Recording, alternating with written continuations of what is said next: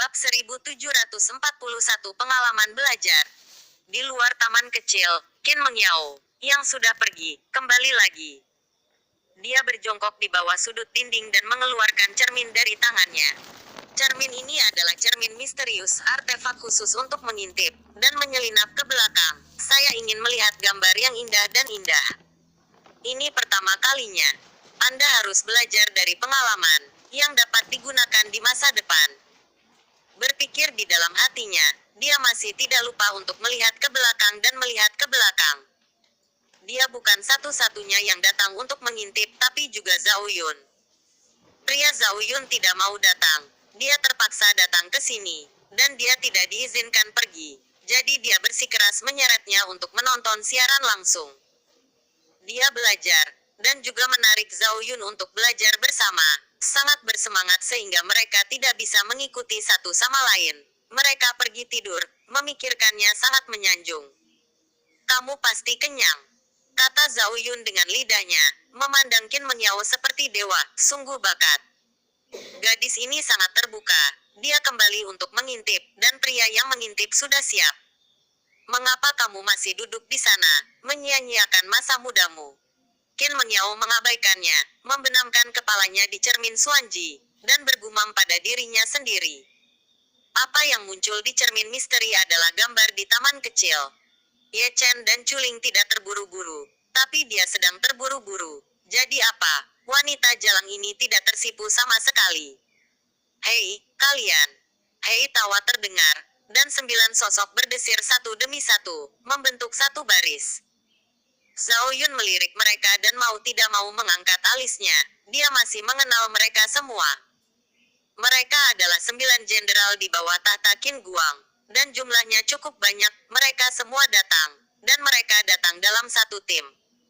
Hal-hal seperti itu, bagaimana bisa hilang? Pencuri menyukai gambar itu. Tidak pernah terpikir olehku bahwa Zhao Yun juga ada di sana.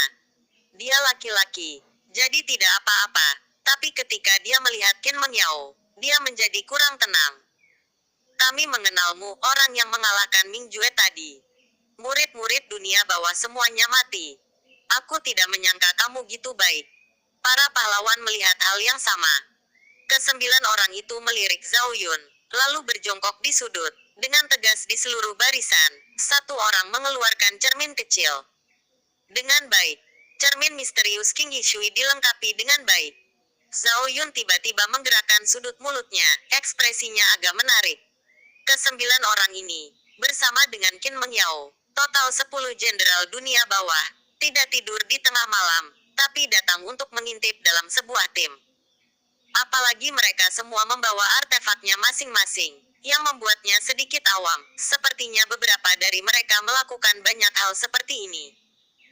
Gadis kecil, jangan belajar dengan baik. Jangan jujur dan tinggal di rumah, dan datang ke sini untuk mengintip. Lei Mingjiang mengangkat telinganya.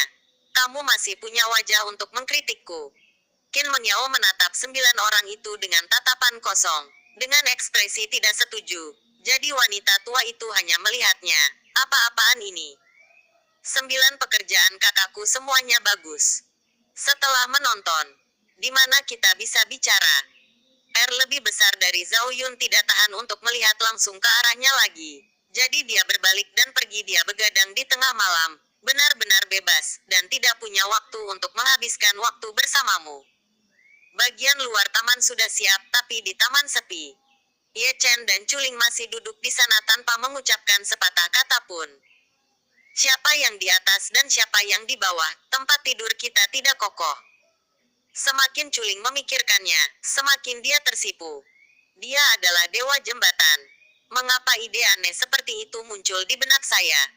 Sifat pendiam wanita itu membuat pipinya langsung terbakar, dan dia selalu ingin menemukan celah di tanah untuk masuk, yang terlalu memalukan. Aku tidak memberimu minum, kenapa wajahmu masih merah? Ye Chen tersenyum, menatap pipi Chuling dengan mata bulat. Aku ingin kamu membereskannya. Chuling bangkit, memelototi Ye Chen, dan melangkah ke pintu. Rona merah menyebar ke lehernya. Itu mungkin memikirkan hal-hal kotor. Ye Chen menggelengkan kepalanya, menepuk pantatnya, dan mengikuti pintu dengan sadar. Segera, ada suara gemerincing di ruangan itu. Suara itu seolah-olah perampok sedang mengobrak-abrik dan menghancurkan barang-barang di dalam rumah, dan meja, kursi, bangku, panci dan wajan pecah di seluruh lantai. Segera, Ye Chen keluar dan diusir. Ups, Qin Mengyao dan yang lainnya semuanya bertepuk tangan. Sangat memalukan bagi Jenderal Ming kuno yang agung. Dan bahkan Jenderal 9 Istana Ming menjadi lumpuh, tapi dibersihkan oleh Naihe Kiaosen. Ye Chen berantakan, menutupi pinggang lamanya, itu memang memalukan. Bukannya dia tidak bergerak, dia benar-benar tidak bisa mengalahkan Chuling Er. Siapa sangka akan ada prajurit kuasi kaisar di tubuh Chuling, dan dia tidak tahu bahwa orang yang membunuh 1000 pedang memberikannya kepadanya, itu luar biasa. Prajurit Zundi tidak hanya bermain-main, dia keluar setelah beberapa saat, posturnya masih gitu mendominasi. Adegan ini sangat mirip dengan yang ada di Heng Yuezong. Pada saat itu, Chu Xuan tidak memiliki ingatan, dan ada tentara yang ganas di tubuhnya. Dia ingin tidur dengan menantu perempuannya di pelukannya, tapi dia dipukuli. Memalukan. Ye Chen menyeka mimisannya, dan langsung pergi keluar taman, tapi gagal masuk ke tempat tidur Chuling, jadi dia harus bersenang-senang. Dan kesenangan ini tentu saja 10 jenderal hantu di luar taman. Apakah Anda benar-benar berpikir saya buta?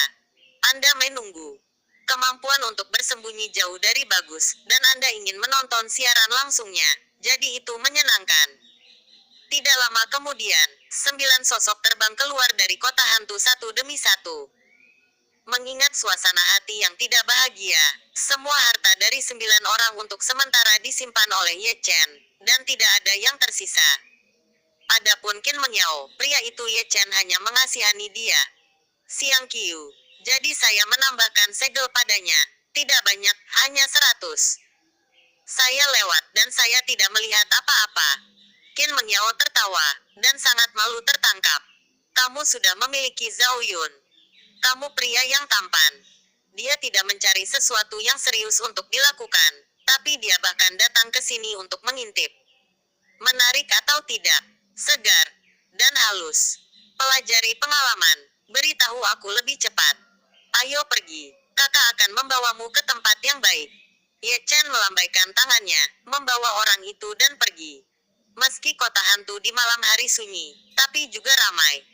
Yang disebut tempat ramai adalah tempat yang disukai pria, itu adalah surga pria. Setiap malam, luar biasa hidup. Kemana kamu membawaku? Qin Mengyao memelototi Ye Chen. Tempat yang bagus, kamu benar-benar menyukainya. Ye Chen menyeringai. Saat dia mengatakan itu, pria itu mempercepat langkahnya, kaki dan kakinya sangat mati rasa.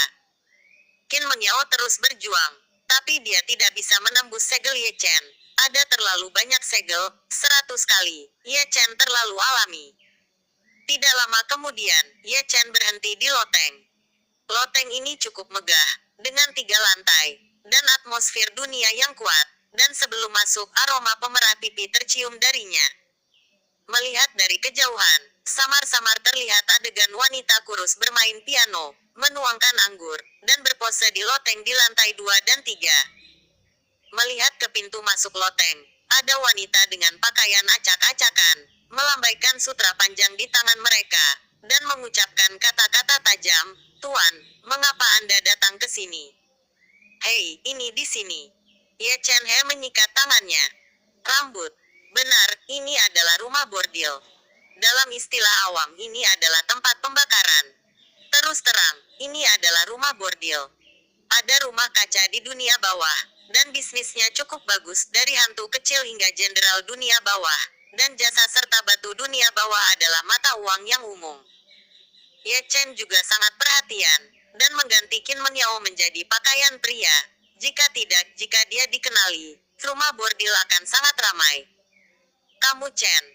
Qin Mengyao menjadi gila, suaranya cukup magnetis dan menusuk, dan percikan api keluar dari matanya yang indah. Dia harus menjadi gila, pelacur sekali dalam sejuta tahun itu ditabrak olehnya, dan dia dibawa ke rumah bordil.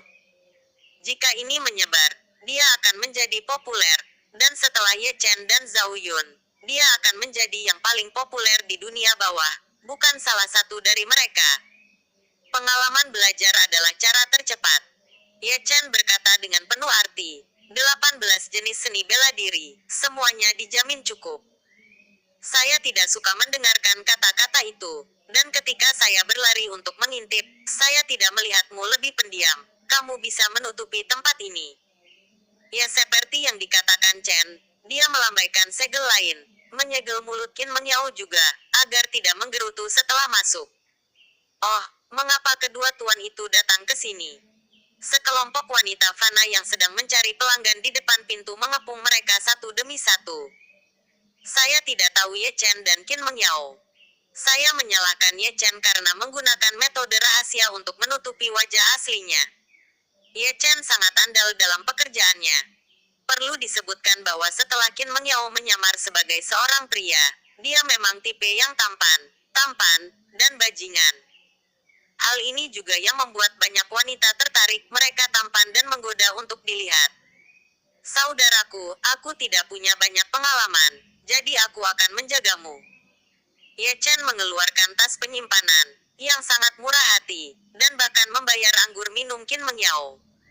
Gitu kamu lahir, kamu akan berkenalan 2 kali. Sekelompok wanita mengelilingi Qin Mengyao, wajahnya yang cantik sangat nyaman untuk dilihat. Qin Mengyao tidak dapat berbicara, tapi ada percikan di matanya. Dia sangat menawan.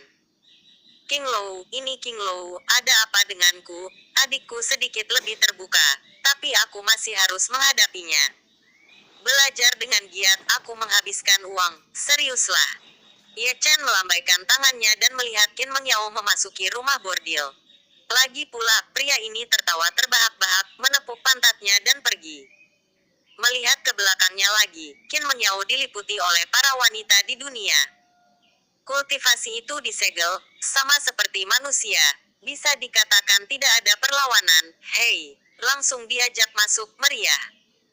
Terlepas dari apakah dia dapat mempelajari pengalaman malam ini, perjalanan ini ditakdirkan untuk menjadi tak terlupakan baginya. Terima kasih kepada Ye Chen. Ye Chen santai, membawa kendi, dan pergi ke Xiao Yuan. Ketika datang ke King Lu, itu benar-benar memiliki ikatan yang tak terpisahkan dengannya. Di Dong Huang, saya membawa Jining Suang ke sana. Di Dachu Fanji, saya membawa Chu Xuan. Ini tempat yang bagus, tidak mudah menghasilkan uang, Anda harus mengurus bisnisnya, dan dia selalu sangat murah hati tentang itu. Kembali ke taman kecil lagi, sepi, hanya angin yang bertiup. Ye Chen pindah ke jendela dan melihat ke dalam melalui celah. Culing sudah tertidur, dan tidur dengan nyenyak. Seorang wanita hamil adalah yang paling mengantuk, dan di Naekiao seperti ini. Rekan Ye Chen itu sangat sadar, dan dengan lembut membuka pintu.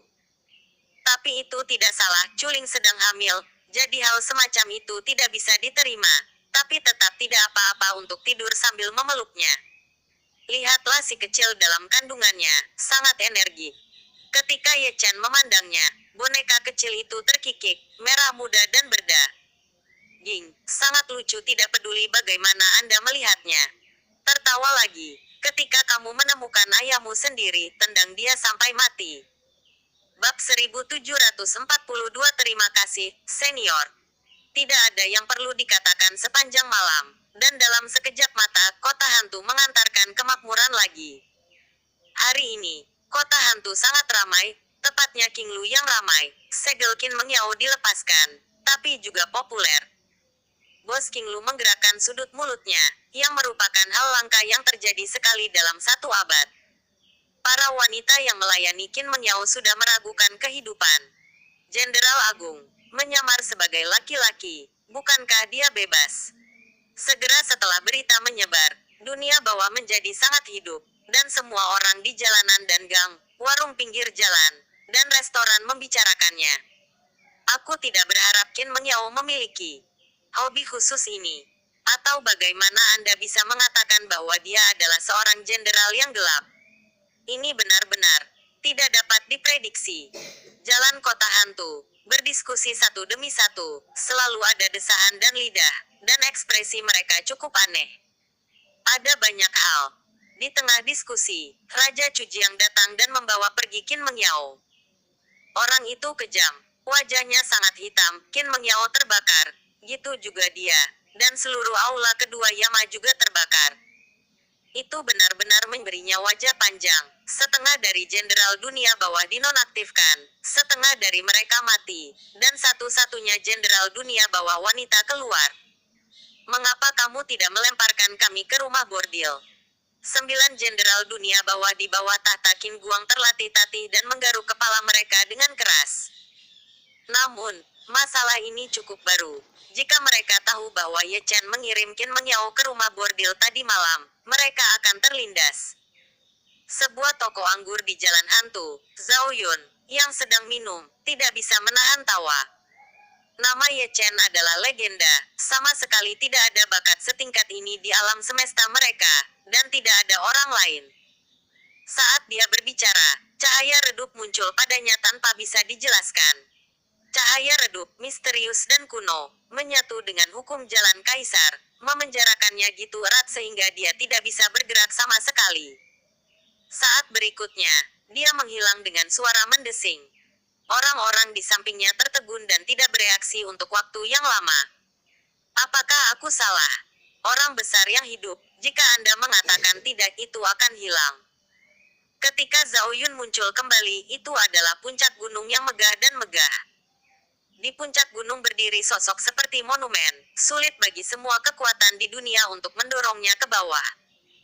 Meski jaraknya sangat dekat, sosok dari belakang itu lebih jauh dari mitos tersebut, keberadaannya seakan membuat waktu terhenti. Hati Zhao Yun bergetar, orang itu sepertinya penguasa dunia, berdiri di depannya, dia seperti semut. Tertinggi, ini adalah pembangkit tenaga listrik tertinggi. Di alam semesta ini, dia disebut Kaisar Agung, dan di alam semesta mereka, dia juga puncaknya. Junior Zhao Yun, aku telah bertemu dengan Kaisar Dunia Bawah. Setelah beberapa saat lesu, Zhao Yun buru-buru melangkah maju, membungkukkan kedua tangannya, dan memberi hormat dengan hormat. Keretakan di alam semesta akan segera muncul, kamu bisa kembali. Underworld Emperor berdiri diam, tanpa berbalik, hanya berbicara dengan samar. Singkatnya, Zhao Yun sangat bersemangat hingga air mata menggenang di matanya. Setelah sekian lama menunggu di negeri asing, akhirnya tiba saatnya. Dia yang sangat mirip dengan Ye Chen juga punya cerita panjang di kampung halamannya. Ada orang yang dia sayangi. Urus pemakamannya, tunggu hari lain, aku akan meneleponmu. Kata-kata Kaisar Ming panjang dan melekat di dunia untuk waktu yang lama. Terima kasih, senior. Zhao Yun memberi hormat lagi. Kata-katanya bergetar, dan dia menyeka air matanya saat dia berjalan, benar-benar menangis. Di belakangnya, Kaisar Dunia Bawah berbalik, matanya dipenuhi kelegaan dari perubahan hidup. Meskipun pemuda itu bukan milik alam semesta ini, dia benar-benar mencengangkan, bahkan murid yang dia ajar pun dikalahkan. Sangat disayangkan bahwa orang luar biasa seperti ini pada akhirnya akan kembali. Kekuatan alam semesta ini tidak seimbang, dan dia tidak dapat dibiarkan tinggal di sini lagi. Melihat arogansi generasi mendatang seperti melihat diri sendiri di masa lalu. Cara Kaisar bersaing untuk supremasi, bernyanyi sepanjang jalan, bercita-cita naik tahta Wudi. Tahun-tahun tanpa akhir telah berlalu, dan orang-orang luar biasa yang bersaing dengannya telah lama menjadi debu sejarah, terkubur di sisi lain galaksi. Yang disebut dunia tidak terkalahkan, tapi dunia juga sunyi, menjaga perubahan kehidupan, dan ada tahun dan waktu yang tak terhitung jumlahnya. Di taman kecil itu masih sepi, tanpa suara sedikit pun. Di dalam kamar, Chuling tidur dengan damai dan anggun, dan terkadang dia berbicara dalam tidurnya, dan yang paling banyak berbicara dalam tidurnya adalah Ye Chen. Di tempat tidur, dia bukan satu-satunya, tapi juga Ye Chen. Posisi tidurnya sangat tidak harmonis. Tidur nyenyak di perutku, dengan satu paha di atas Chuling. Embusan angin bertiup, dan Chuling, terbangun melihat pemandangan ini. Dia tertegun, kapan orang ini pergi tidur? Bingung sejenak, dia sadar, tiba-tiba duduk, memegang Ye Chen di satu tangan, dan melemparkannya langsung dari tempat tidur. Ye Chen terlempar dengan buruk, dan seluruh karakter besar tertahan di tanah. Dia bangun kali ini dan menggosok kepalanya dengan keras. Kamu bajingan. Pipi Culing memerah, percikan api menyala di matanya, dan dia sangat marah hingga dia melempar bantal ke atasnya. Jangan membuat masalah, aku tidak melakukan apa-apa. Ye Chen mengambil bantal itu, dan tidak lupa mengendusnya setelah menyelesaikan pekerjaannya, seperti bersikap kejam. Segera, dia keluar lagi, dan diusir. Culing menutupi pipinya, benar-benar kesal dan lucu. Ini adalah pertama kalinya saya berbagi tempat tidur dengan seorang pria, dan itu adalah pemandangan yang luar biasa. Saya malu sampai mati. Saya tidak tahu kapan Ye Chen masuk. Namun, pakaiannya masih rapi, dan Ye Chen tidak melakukan apa-apa. Meskipun dia sedikit pelit, dia masih memiliki integritas. Setelah marah, dia merasa sedikit menyesal lagi. Saya tidak tahu ekspresi seperti apa jika seseorang mengetahui ide ini. Ayo pergi, ayo beli sayur dan masak. Di luar ruangan, Ye Chen menendang-nendang hidup-hidup dan ditendang oleh orang suci. Tidak ada yang terjadi. Culing, keluar dan menatap tajam Ye Chen, tapi dia masih sangat cantik saat dia marah. Ye Chen memasang wajah, menariknya ke atas dan pergi. Apa yang ingin kamu makan? Kata-kata ini menghangatkan hatinya, dan kemarahan Culing setengah hilang, dan dia membiarkan Ye Chen menariknya, tapi dia tidak bisa mengerti dia bahkan lebih. Apa aku? Tidak cantik. Dia memelukku dan tidur sepanjang malam, bahkan tidak melepas bajunya, tidak punya pikiran lain. Haruskah saya mengatakan bahwa Anda adalah seorang pria terhormat, atau Anda memiliki konsentrasi yang baik? Memasuki jalan Gui Cheng lagi, keduanya menarik perhatian semua arah lagi. Kepada sesama Ye Chen, kebanyakan dari mereka iri. Tadi malam seharusnya sangat apik, tapi rasa Kiao Shen juga harus sangat indah. Ada juga beberapa wanita yang nimfo. Jika berhubungan seks dengan Huang Guming, mereka tidak keberatan. Semua wanita cantik menyukai pahlawan. Setelah memejamkan mata, diskusi di jalan berlanjut. Chu Jiangqin mengyau, di bawah singgasana, mengunjungi tempat pembakaran tadi malam. Mendengar ini, Ye Chen baik-baik saja, dialah yang melakukannya. Tapi ekspresi Culing aneh, apakah saya melakukan kesalahan? Dan hal baru ini, Qin Mengyao suka melakukannya seperti ini. Apa yang kamu pikirkan? Tawar-menawar. Ketika dia dalam keadaan linglung, Ye Chen menarik ujung bajunya, hanya untuk mengetahui bahwa Ye Chen telah memilih bahan dan menunggunya untuk menawar.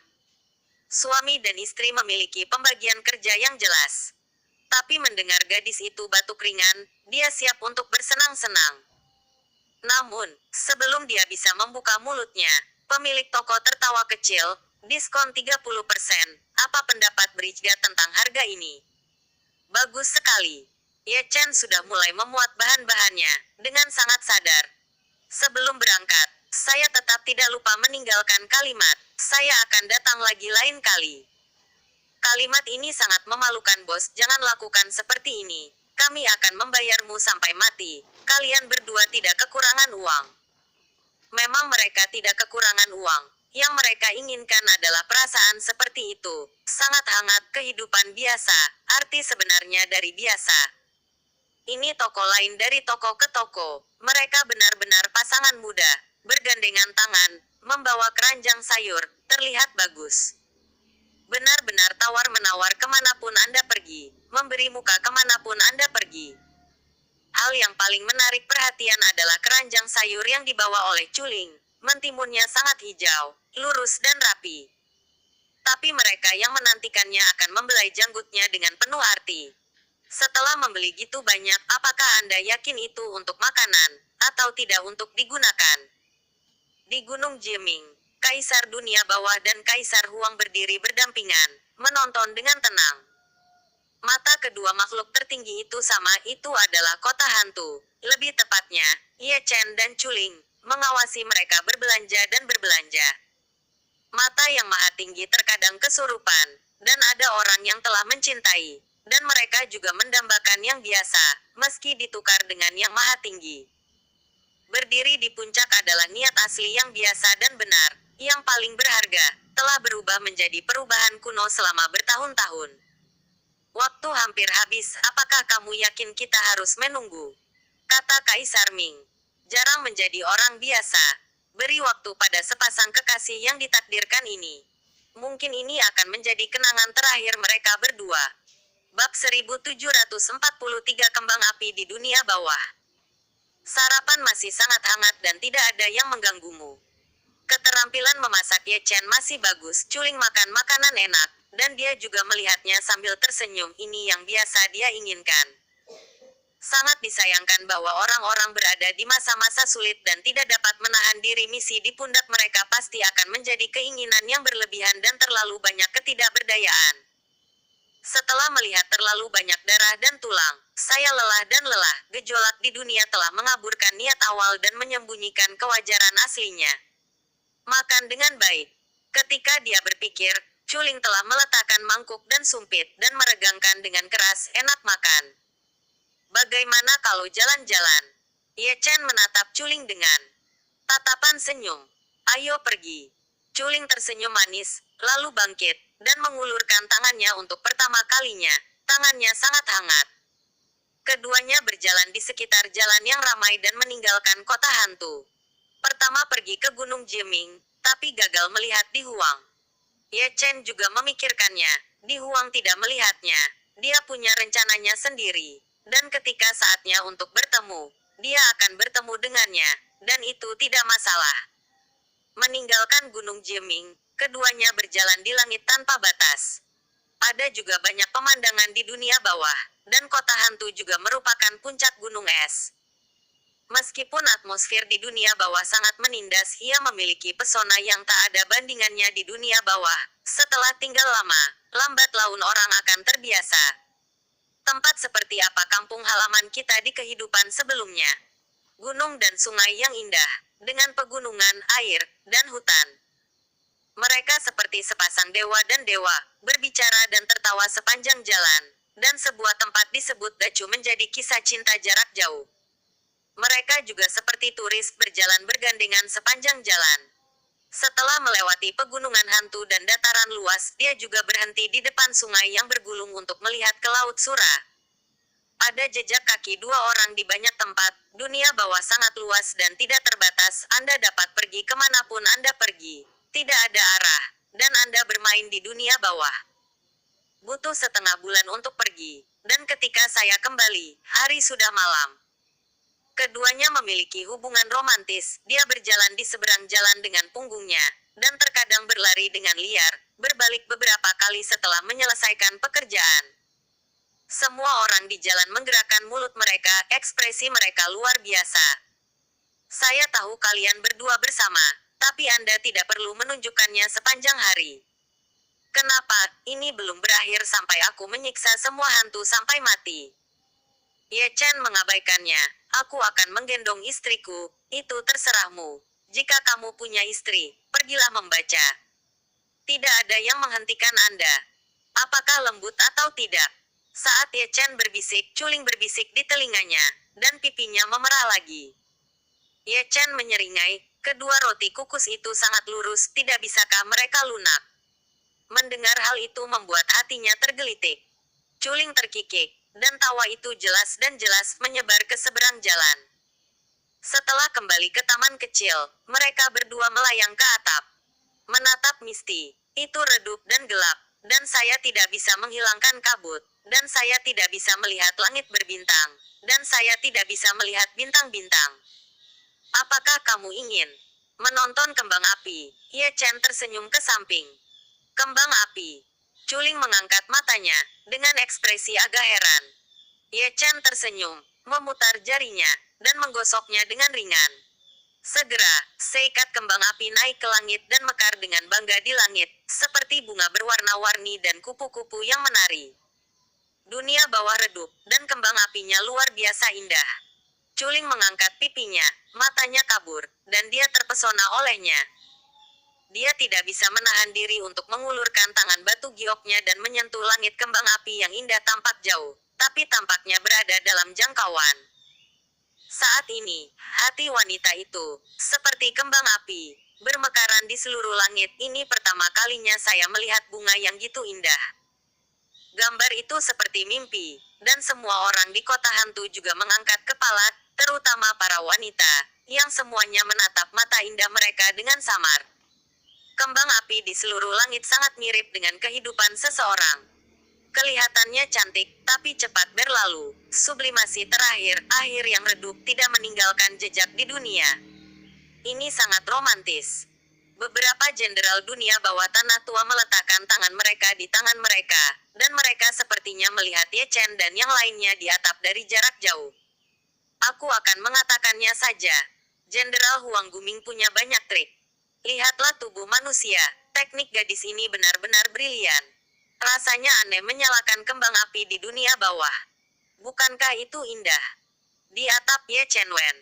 Senyuman. Culing tersenyum manis, pipinya yang indah jatuh di bahu Ye Chen, dan dia dengan bodohnya menunjuk ke langit dengan jari-jarinya. Ketegangan sebelumnya hilang, kembang api pertama mekar untuknya dan akan terukir secara permanen dalam ingatanku. Tiba-tiba, seberkas cahaya abadi muncul, melewati kehampaan dan kehampaan. Cahaya surgawi, yang berasal dari Gunung Jieming, dikorbankan oleh Di Huang, dan memasuki bagian tengah alis Culing, membuka blokir ingatannya. Tubuh halus Culing bergetar, dan ingatan kuno kembali. Namanya Culing, penguasa puncak Yuns, Tuan Ye Chen, dan seorang saudari bernama Chu Xuan. Mereka semua mencintai Ye Chen. Kembali, semuanya kembali. Masa lalu kampung halaman, suka dan duka Dacu, menguraikan kenangan abadi. Dia masih hidup di dunia bawah. Dia telah berada di dunia bawah selama 300 tahun, diajar oleh kaisar, dan bahkan menjadi dewa jembatan Naihe. Semua jenis ingatan terjalin menjadi gambar, ada suka, duka dan rasa sakit, ada surga dan wilayah, dan ada kampung halaman Great Chu. Tapi aku masih ingin melihatnya. Ye Chen tersenyum, seolah dia tidak memperhatikan perubahannya.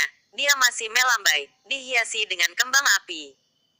Culing, menoleh dan menatap kosong ke sisi wajah Ye Chen. Wajah itu, tua dan kuyu, telah lama terukir di jiwanya. Dalam sekejap, matanya penuh air mata, tangannya gemetar, dan dia memegang wajah Ye Chen. Air mata mengaburkan matanya. Dia tidak percaya bahwa Ye Chen-nya sedang duduk di sampingnya. Ini benar-benar seperti mimpi, lebih ilusi daripada kembang api. Sebelum terbangun dari mimpinya, dia berbaring di pelukannya, mengucapkan kata-kata cinta terakhir di dunia, bertemu di kehidupan selanjutnya, dan melanjutkan hubungan. Setelah bangun dari mimpinya, dia bersandar di sisinya. Itu adalah Ye Chen yang sama, menyalakan kembang api untuknya dan tersenyum lembut untuknya. Linger. Ye Chen tertegun, dan ragu-ragu memanggil namanya. Air matanya sama menyakitkannya dengan kenangan. Ini aku. Culing tersedak dan melemparkan dirinya ke pelukan Ye Chen. Aku Culing. Culing menangis, memeluk tangannya, seolah-olah dia telah menghabiskan seluruh kekuatannya untuk mengintegrasikannya ke dalam tubuhnya. Air mata membasahi pakaiannya, dan dia mendengarkan dengan rakus ke detak jantungnya. Ye Chen tersenyum dengan air mata, culingnya akhirnya kembali. Sudah 300 tahun sebelum dan sesudah, reinkarnasi yang sangat besar. Dia telah menunggu terlalu lama untuk saat ini, dan hatinya semakin tua. Angin gelap bertiup lembut, mengaduk rambut mereka, dan cahaya bulan yang redup mengalir turun, memantulkan dua bayangan miring, saling berpelukan. Waktu seolah membeku saat ini, merekam keindahan dunia. Di luar taman, terlalu banyak orang yang tertegun dan menggaruk-garuk kepala. Situasi seperti apa? Menonton kembang api, masih bisa menangis. Namun, bagaimana mereka tahu bahwa kisah Ye Chen dan Culing berlanjut selama 300 tahun di masa lalu dan sekarang, dan perubahan waktu telah berlalu. Saat kembang api menghilang, seluruh kota hantu menjadi sunyi senyap. Setiap orang telah mempelajari rahasia menjemput gadis dari Ye Chen. Menggoda seorang gadis berarti mengirim bunga. Jika Anda tidak dapat mengirim bunga, mari kita nyalakan kembang api. Ini adalah pengetahuan, luas dan mendalam. Di dunia bawah tanah yang gelap dan gelap, kembang api yang indah dapat mempengaruhi hati wanita. Trik ini harus dipelajari. Di atap, Ye Chen dan Culing masih di sana, berpelukan. Tidak ada yang mau melepaskan. Masih ada air mata di sudut mata mereka. Setelah kamu meninggal, Pil City memurnikan Pil Tianji, yang membantuku mencapai tubuh suci. Merupakan keberuntungan untuk mengalahkan Kaisar Iblis Langit. Tian Wanyu sangat besar, jauh lebih besar dari yang kita bayangkan. Aku menemukan Cusuan, dan hampir mati di jembatan Naihe, dan aku tidak mengingatku sampai aku mati. Kali ini, aku telah disegel. Iblis Langit menyerbu lagi. Untungnya, surga dan banyak sekali alam bersatu. Seharusnya beruntung, tapi aku datang ke dunia bawah.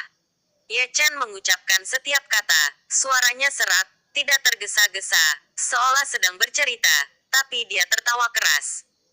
Perubahan. Tahun-tahun sial telah menyiksa Ye Chen sampai hancur. Ada air mata di mata Culing, dan dia terus tercekik. Apa yang dia katakan jelas, tapi dia bisa membayangkan bahwa dia telah menanggung gitu banyak penderitaan selama perjalanannya. Kamu tidak bisa melihat pelangi tanpa angin dan hujan. Ye Chen tersenyum. Bab 1744. Apakah saya hamil? Malam berangsur-angsur semakin dalam, dengan hanya hembusan angin yang bertiup lembut. Mungkin dia terlalu lelah, tapi kali ini, dia tertidur, berbaring di pangkuannya, tidur nyenyak berbicara dalam mimpinya. Culing sedikit tersenyum, dan dengan kelembutan istrinya, dia membelai wajahnya berulang kali, mencoba menghapus rasa sakitnya. Dia tidak akan berpikir bahwa dia akan mati di dunia bawah.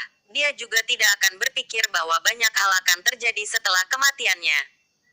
Ada takdir dalam kegelapan, dan setelah 300 tahun, dia bertemu Ye Chen lagi. Dan di jembatan Naihe, dia melanjutkan cintanya di kehidupan sebelumnya.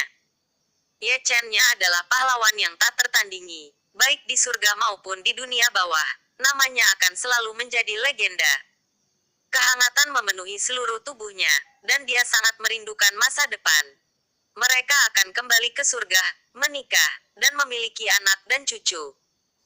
Semuanya akan kembali 300 tahun yang lalu, kembali ke kehidupan sebelumnya di puncak Yons. Dia masih Culing, dan dia masih Ye Chen-nya. Sudah 300 tahun, dan dia juga rindu kampung halaman dalam ingatannya adalah tujuan hidupnya, dan itu membawa cinta kuno.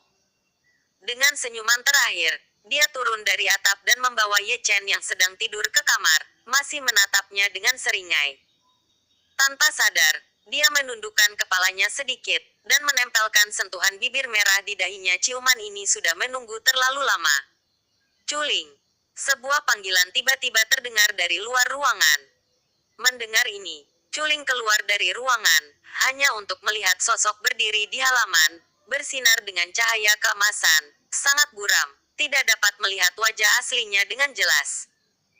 Ini Di Huang. Lebih tepatnya, ini adalah penampilan Dharma Di Huang. Tubuh aslinya masih di Gunung Jieming, dan dia datang untuk menemui Culing, Junior Culing. Aku telah melihat Kaisar. Culing buru-buru membungkuk, seolah dia tahu itu adalah Kaisar Huang, seolah dia telah melihat wajahnya. Dia dengan tulus berterima kasih kepada Di Huang. Jika bukan karena dia di masa lalu, dia pasti sudah memasuki reinkarnasi, dan dia pasti merindukan Ye Chen bolak-balik. Ini adalah leluhurnya yang sebenarnya, berperang melawan 5 kaisar sendirian, dan mengarang mitos. Kisah cintanya dengan permaisuri Donghua juga merupakan kisah yang bagus, dan masih dipuji oleh dunia, dari generasi ke generasi.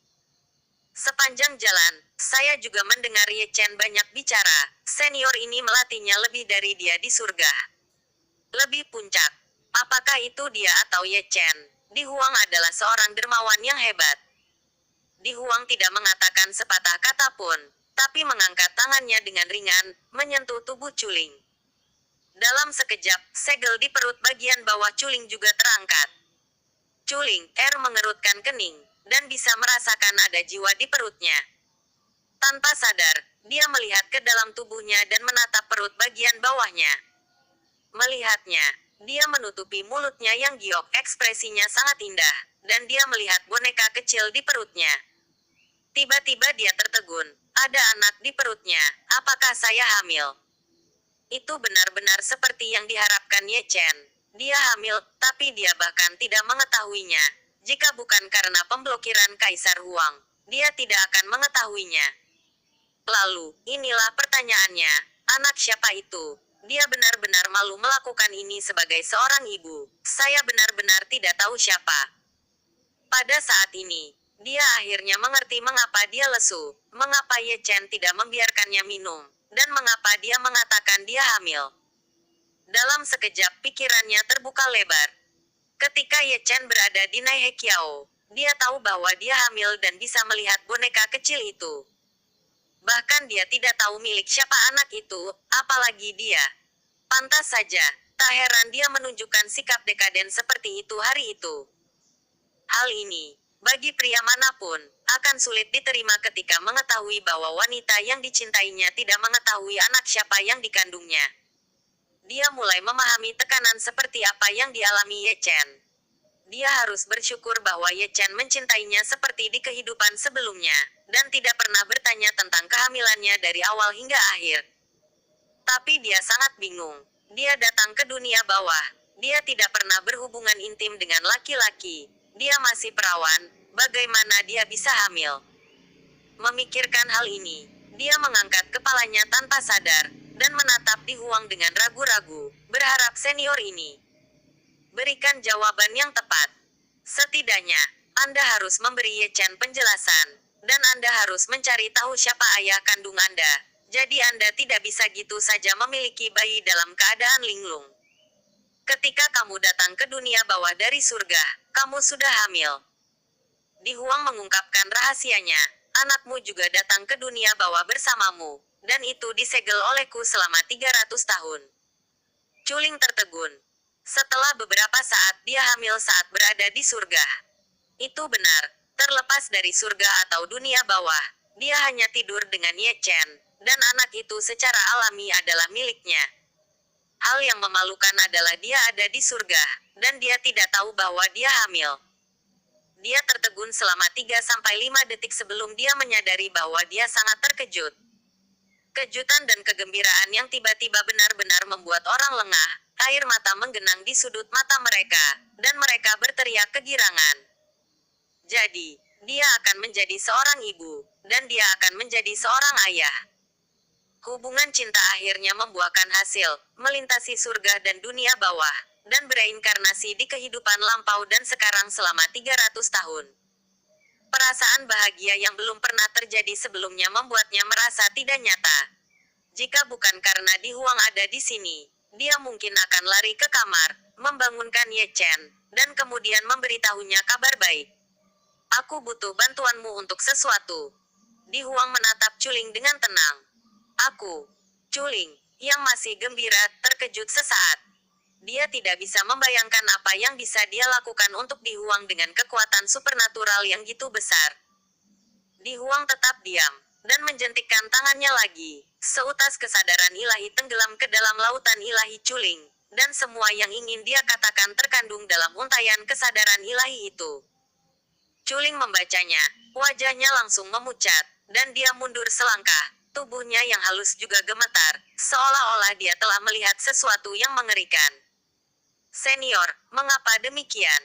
Culing menatap Di Huang, matanya yang indah dipenuhi dengan air mata. Dia telah mengalami kesulitan.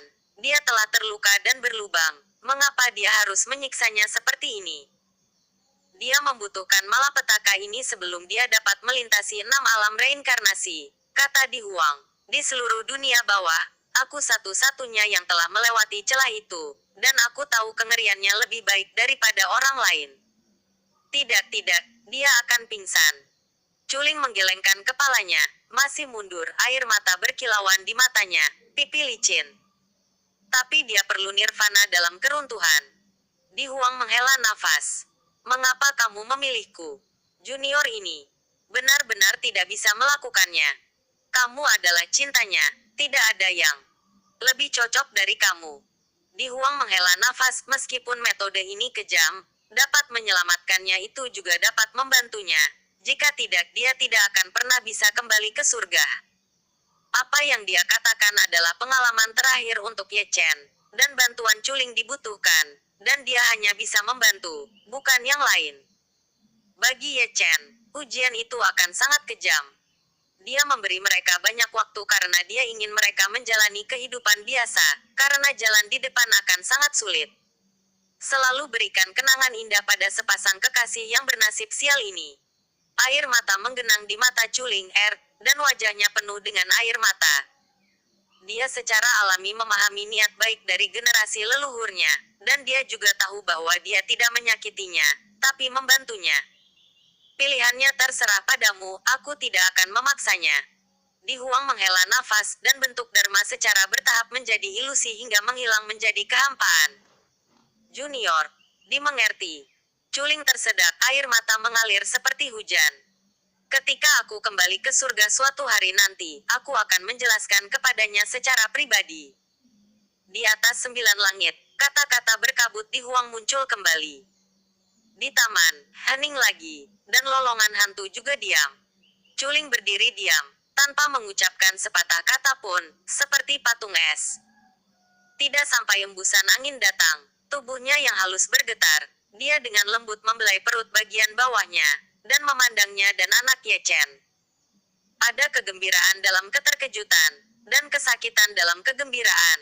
Tuhan telah memberikan harapan, tapi juga disertai dengan kematian, agar orang miskin bisa melewatinya.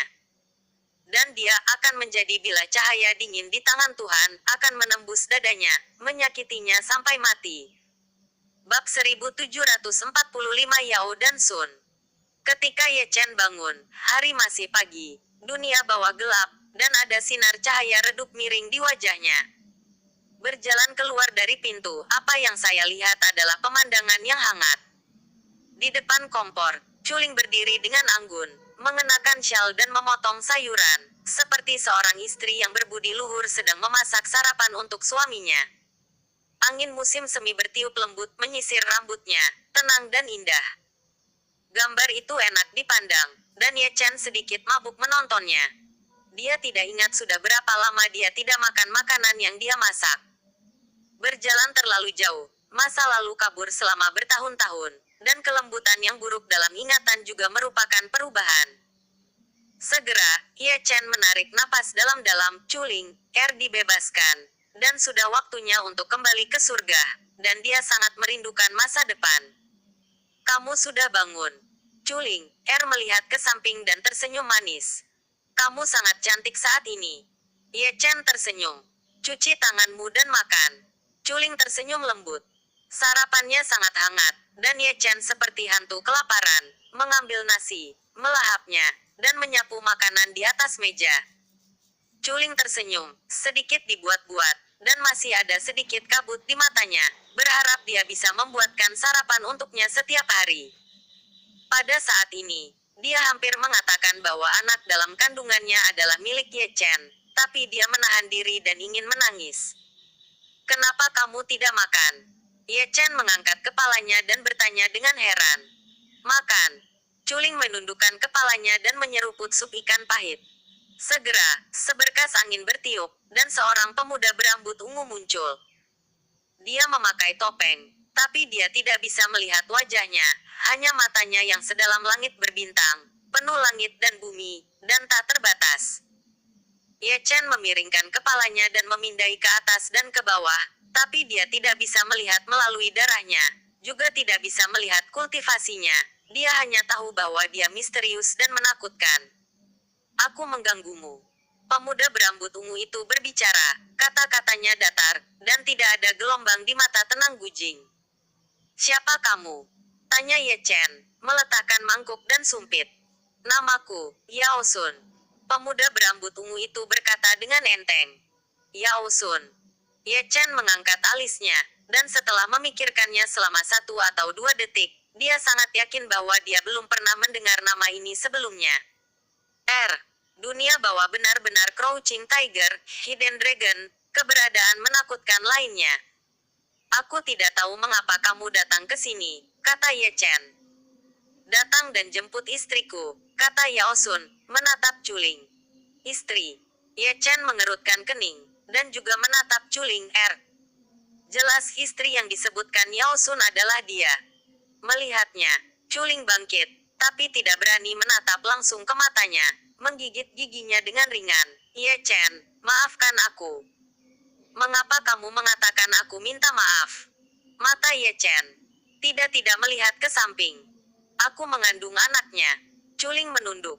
Kalau gitu aku akan membunuhnya. Ye Chen tersenyum lembut. Maaf, aku lebih mencintainya dalam hidup ini, bisik Chuling, meraih lengan Yao Sun, berbalik dan berjalan keluar dari taman. Banyak omong kosong. Ye Chen maju selangkah, seperti hantu, menghalangi jalan mereka berdua, meluncurkan aura pembunuh. Aku tidak mencintaimu lagi, percaya atau tidak, kata Chuling. Apakah dia memaksamu? Ye Chen mengabaikan Yao dan Sun, hanya menatap Chuling, matanya setajam pedang. Dengan senior di Huang di sini, tidak ada seorang pun di dunia bawah yang berani mengancam kita. Jika itu masalahnya, maka biarkan dia menghilang. Mata Ye Chen berwarna merah darah, dan auranya mencapai puncaknya dalam sekejap. Hubungan di masa lalu sudah berakhir, mudah untuk berkumpul dan pergi, kenapa repot-repot? Nada bicara Chuling acuh tak acuh, dan dia melangkah ke depan Yao Sun. Saat kata-kata itu jatuh, pedang surgawi terwujud di tangannya, berdentang dan bergerak, lalu terangkat sedikit, bilahnya menunjuk langsung ke Ye Chen.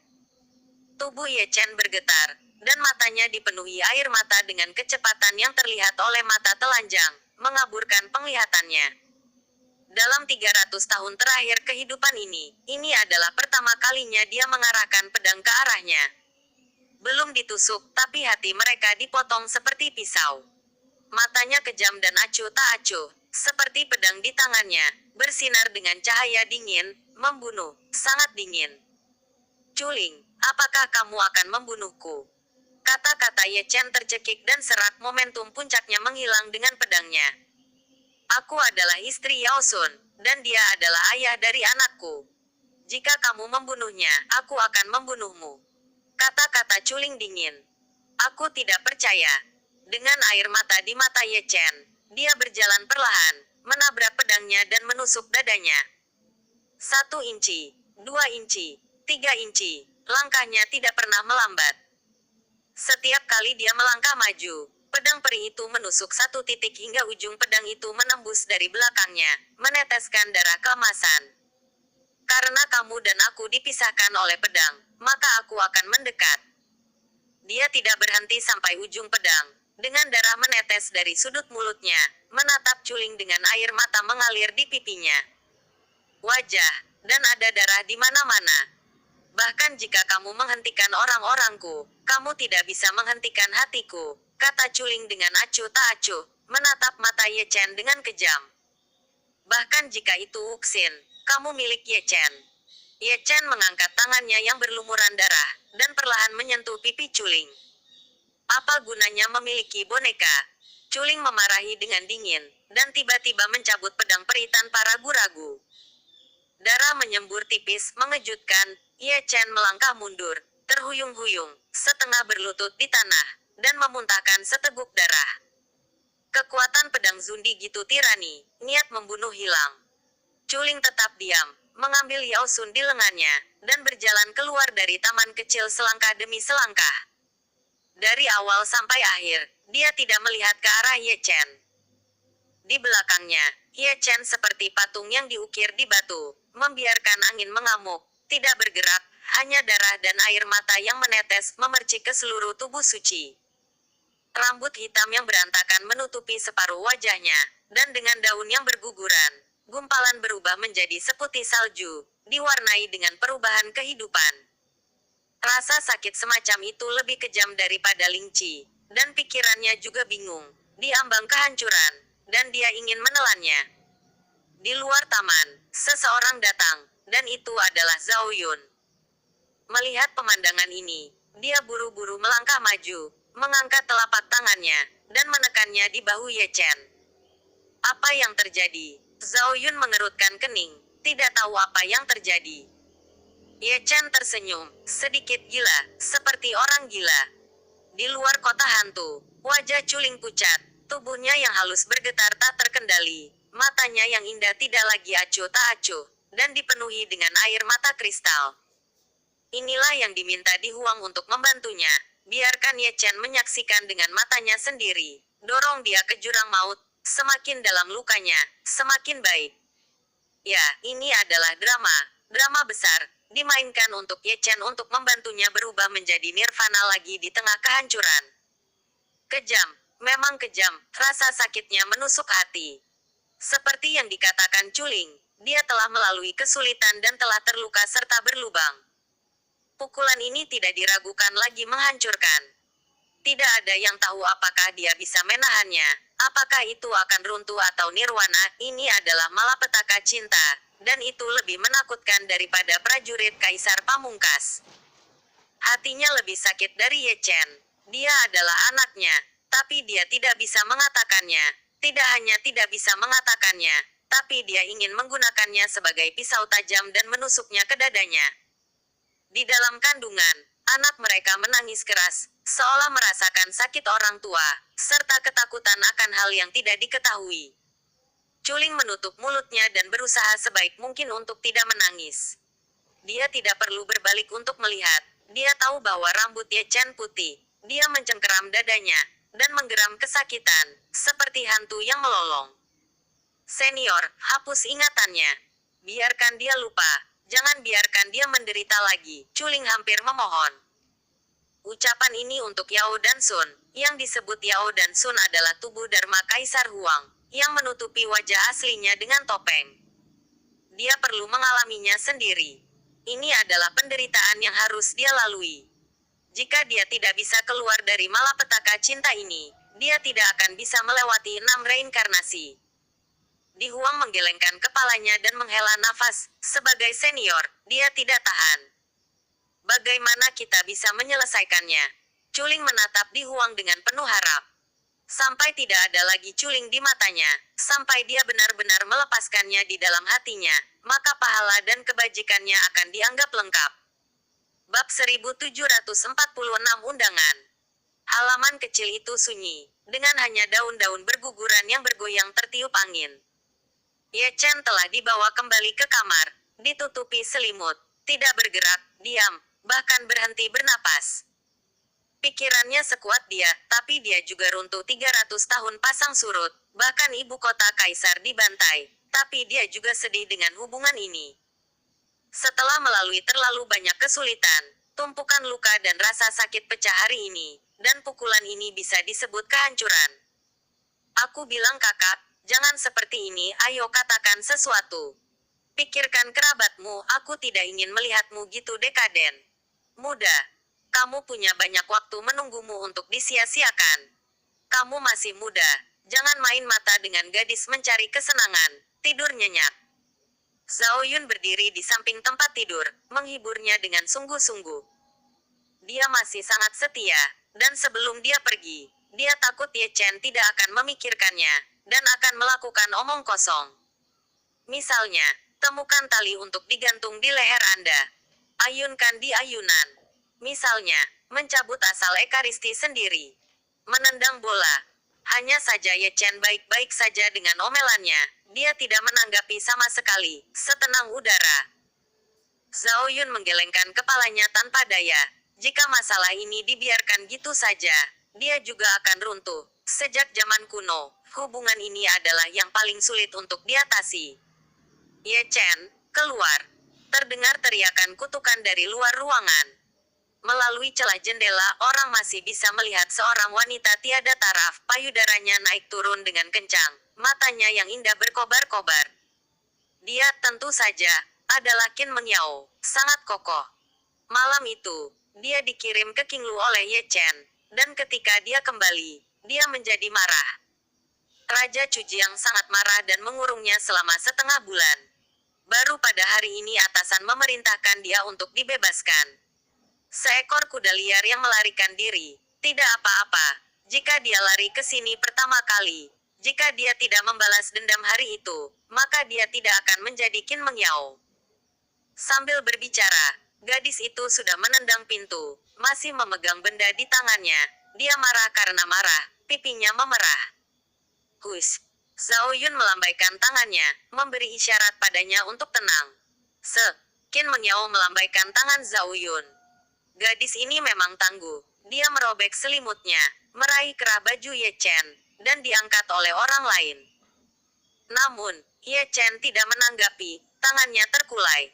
Ekspresinya kusam, matanya kosong, seperti mayat berjalan tanpa jiwa, tanpa energi Tuhan. Qin Mengyao tercengang. Dengan rambut beruban, apakah ini Ye Chen? Ini. Aku tidak melihatmu selama beberapa hari. Mengapa Anda menjadi beruang seperti itu? Sejak bertemu Ye Chen, ini adalah pertama kalinya dia melihatnya gitu dekaden, dan dia merasa sedikit malu untuk melakukannya. Tanpa sadar, dia menatap Zhao Yun, berpikir, dia pasti tahu alasannya. Ye Chen benar-benar aneh hari ini. Letakkan, keluar dan katakan. Zhao Yun berbalik dan keluar. Qin Mengyao akhirnya membiarkan Ye Chen pergi, dan tidak lupa menutupi selimutnya setelah kejadian itu. Jadi dia mengikuti sambil bergumam. Di taman, Zhao Yun telah menemukan kursi batu, mengeluarkan kendi, menuangkannya banyak-banyak, dan berkata bahwa mulutnya kering. Bagaimana situasinya? Qin Mengyao menarik pedangnya, matanya penuh keraguan. Apakah kamu tahu siapa Yao dan Sun? Zhao Yun bertanya dengan kepala miring. Yao dan Sun. Qin Mengyao memutar matanya, berkedip, dan berpikir selama 3-5 detik sebelum menggelengkan kepalanya. Aku belum pernah mendengarnya. Bahkan kamu tidak tahu. Zhao Yun mengerutkan kening. Apa hubungannya dengan Yao dan Sun? Qin Mengyao bingung.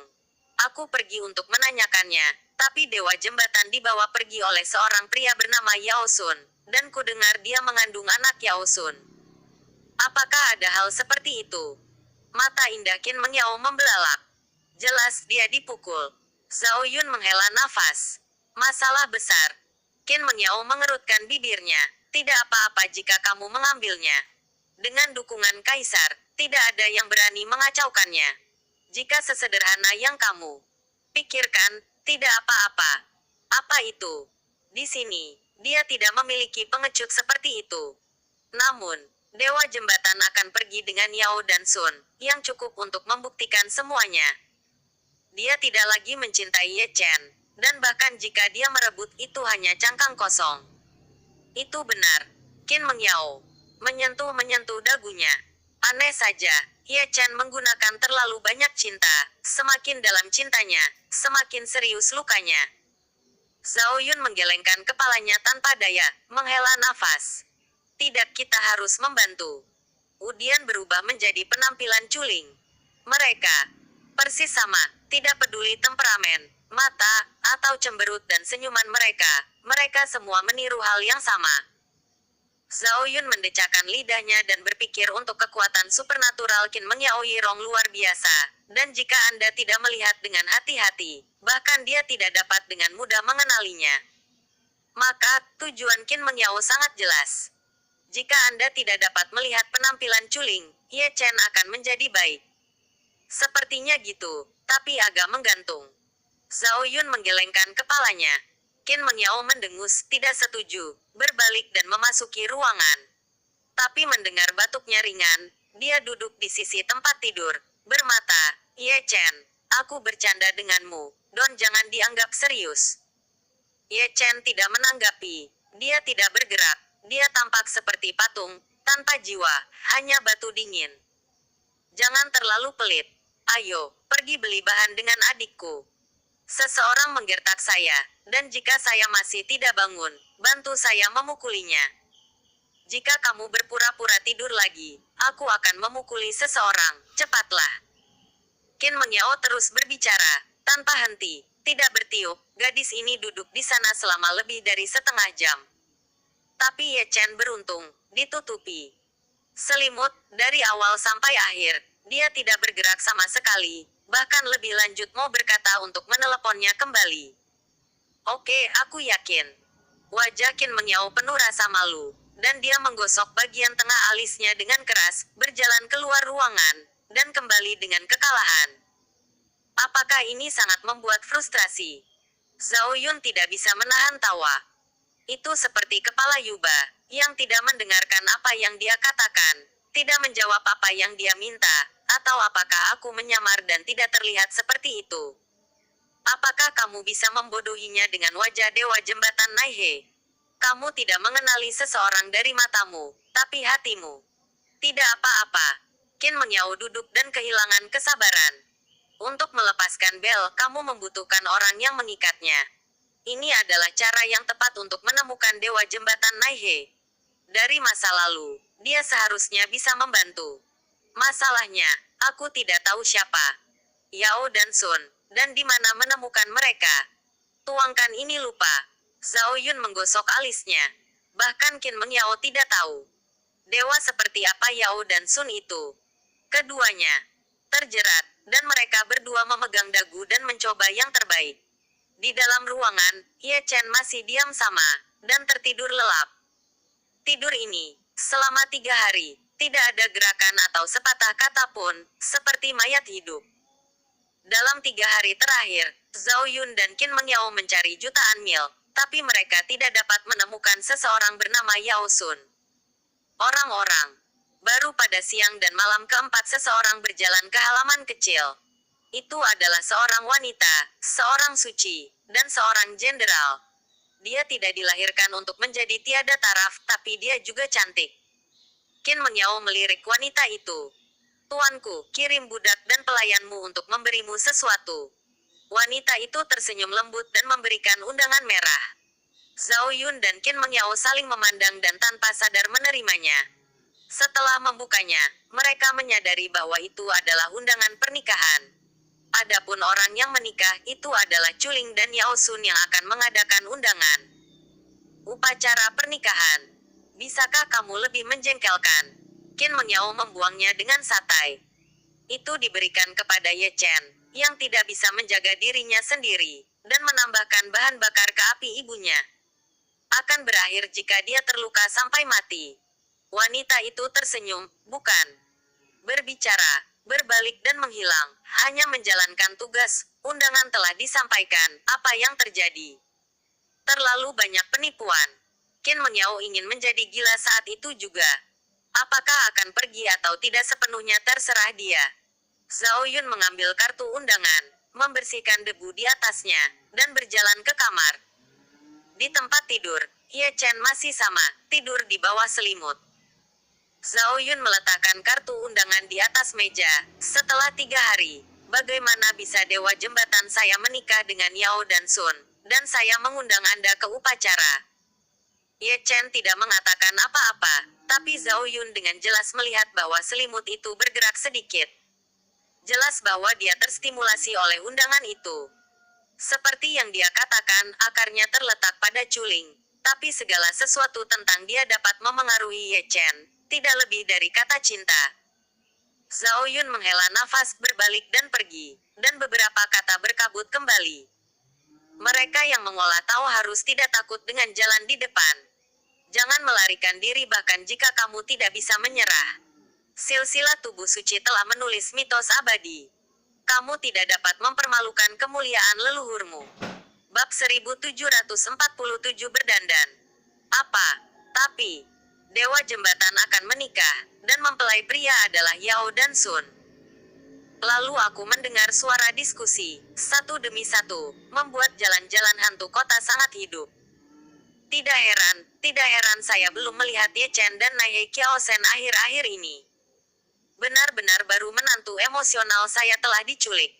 Jalanan, gang, warung pinggir jalan, dan restoran sekarang bergosip. Di jalan, Zhao Yun dan Qin Meng Yao lewat sambil menggelengkan kepala. Jelas, Ye Chen bukan satu-satunya yang menerima undangan, dan upacara pernikahan menyebabkan keributan besar di dunia bawah. Aneh saja dia tertangkap basah oleh pembalikan besar depan dan belakang ini. Jenderal Ming kuno penghancuran manusia dan Dewa Jembatan Naihe telah lama dikenal sebagai pasangan di dunia bawah, tapi siapa sangka bahwa Yao dan Sun yang lain akan muncul. Omong kosong adalah kebanyakan orang tidak tahu siapa Yao dan Sun.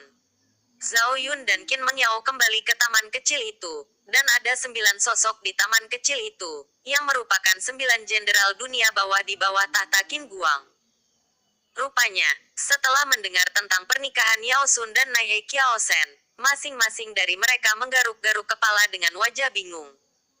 Belum lama ini, mereka datang untuk mengintip tim. Ini baru beberapa hari, dan plotnya sudah selesai, yang benar-benar mengejutkan. Tapi Dewa Jembatan telah pergi, dan Ye Chen bukanlah manusia atau hantu. Saya mencari file di aula pertama, tapi saya tidak dapat menemukan siapapun yang bernama Yao dan Sun. Lei Ming akan menghela nafas, itu terlalu misterius. Asal-usulnya pasti mencengangkan. Jika Anda ingin saya memberitahu Anda, berikan saja Ye Chen beberapa produk khusus dari istana kami. Itu pasti akan berhasil, kata Yin Ming penuh arti. Setelah kata-kata jatuh, Jenderal Yin Ming keluar, bersama dengan 8 jenderal lainnya yang diutus oleh Zhao Yun. Saya harus mengirim mereka pergi. Jika tidak, dengan sifat kencing 8 orang ini, jika mereka tidak memperhatikan, mereka benar-benar berani memberi makan Ye Chen rumah produk khusus. Di luar taman, orang lain datang, mengenakan baju besi, dengan penampilan yang bermartabat, mata seperti bintang, dan rambut panjang seperti air terjun. Dia benar-benar orang yang luar biasa. Ini adalah Ming Jue, murid Kaisar Ming, yang baru saja keluar dari gerbang setelah pencerahan. Aku ingin melawan Zhao Yun lagi, dan juga bertengkar dengan Ye Chen, tapi aku tidak menyangka setelah mendengar sesuatu yang lebih. Hal yang menarik, murid Kaisar Ming pasti tahu siapa Yao dan Sun.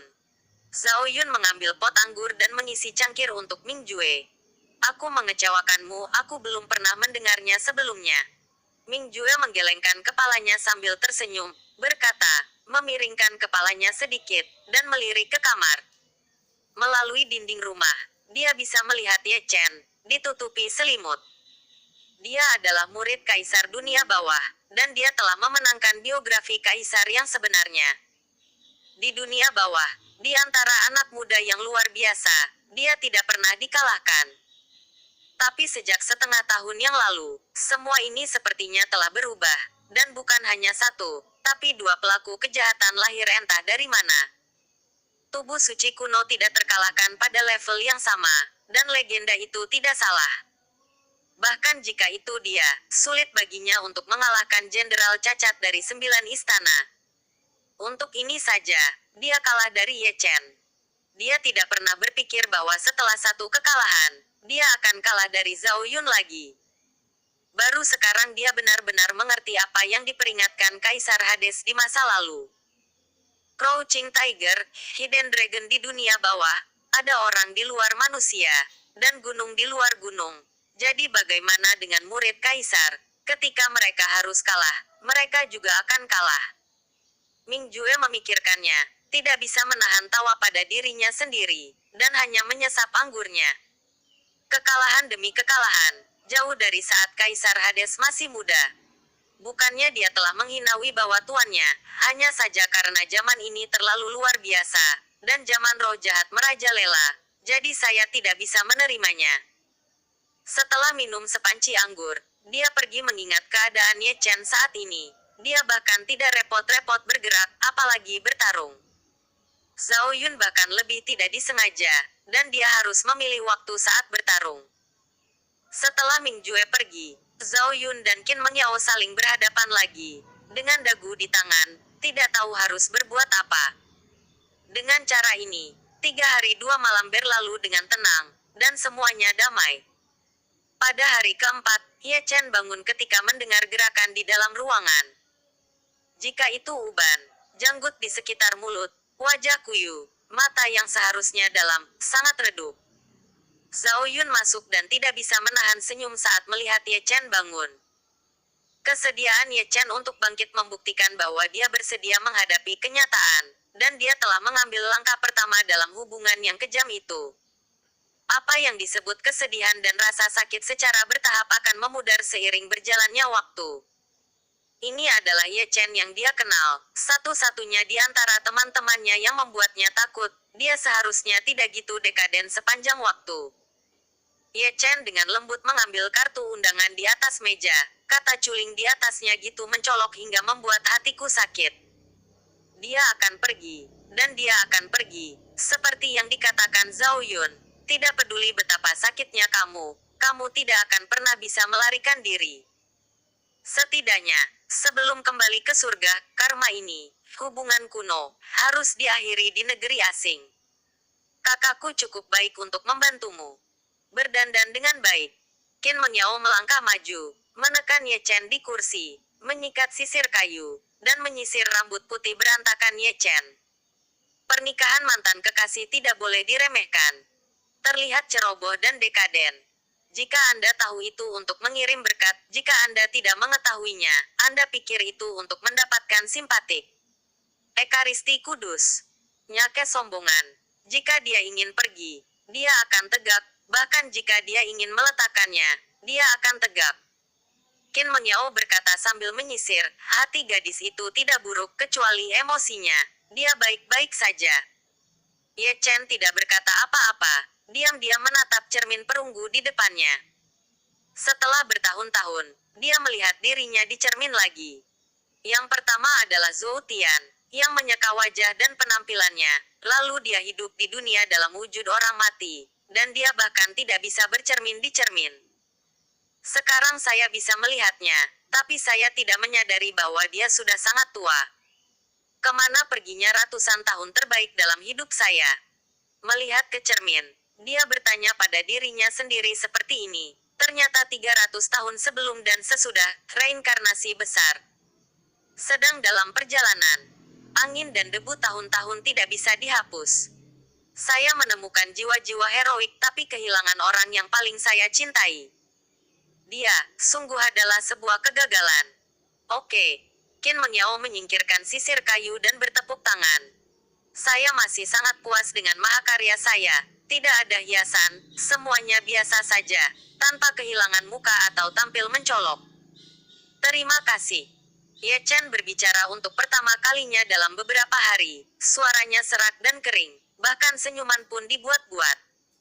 Jangan berpikir bahwa hanya mengucapkan terima kasih dapat menutupi apa yang terjadi malam itu. Qin Mengyao cemberut, kami akan menyelesaikan masalah ini ketika kami kembali. Ye Chen tersenyum sedikit, berbalik perlahan, dan meninggalkan taman kecil itu. Zhao Yun dan Qin Mengyao tidak mengikuti, meskipun mereka sangat ingin melihat Yao dan Sun, tapi setelah memikirkannya, mereka memutuskan untuk melupakannya. Ini adalah kisah cinta Ye Chen, dan dia harus menghancurkannya sendiri. Jalanan di kota hantu sangat ramai, dan ada aliran penjajah yang tak ada habisnya.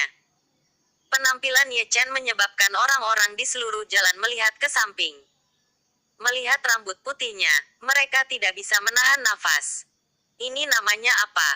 Belum lama ini, Anda memimpin menantu perempuan Anda berlari kemana-mana. Jangan menyalahgunakan hantu tunggal. Hanya dalam beberapa hari, istrinya pergi, dan dia menjadi sangat dekaden. Pemandangan ini belum pernah terlihat selama 800 tahun. Katakan padaku, apakah Ye Chen menerima undangan dari Naihei Qiaosen dan Yao Sun? Pria tua di lantai meremas kumisnya. Tidak mungkin. Bisakah kamu masih sangat marah? Seseorang bertanya. Itu sulit dikatakan. Ketika undangan dikirim, itu dianggap etiket. Apakah akan pergi atau tidak sepenuhnya terserah Ye Chen, dan keputusan ada di tangan dia. Aku harus pergi, dan aku akan memimpin kaisar bersamaku, rebut Naihei Qiaosen, dan hancurkan tempatnya. Orang-orang jalanan berbisik satu kalimat demi satu, tidak berani membuat terlalu banyak publisitas. Siapa Ye Chen? Tubuh suci Niucha, jenderal dunia bawah yang ditunjuk secara pribadi oleh Raja Hades, betapa mulia statusnya, dan betapa mengerikan kekuatan tempurnya. Menantu perempuan hilang, dan kemungkinan besar akan penuh amarah. Jika menyentuh keningnya, konsekuensinya tidak akan terlalu baik. Pekerjaan orang ini sangat ganas. Ye Chen berjalan melewati seperti angin, pergi ke Sutian, dan langsung menuju ke timur. Bab 1748 Rumah Gunung Luochuan. Ini adalah rumah gunung tempat kabut tersingkap dan tebal.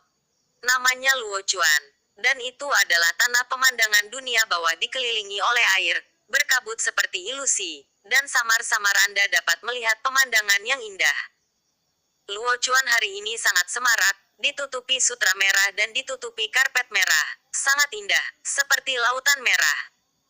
Benar, ini adalah tempat Culing menikahi Yao dan Sun. Di langit, satu demi satu siluet turun.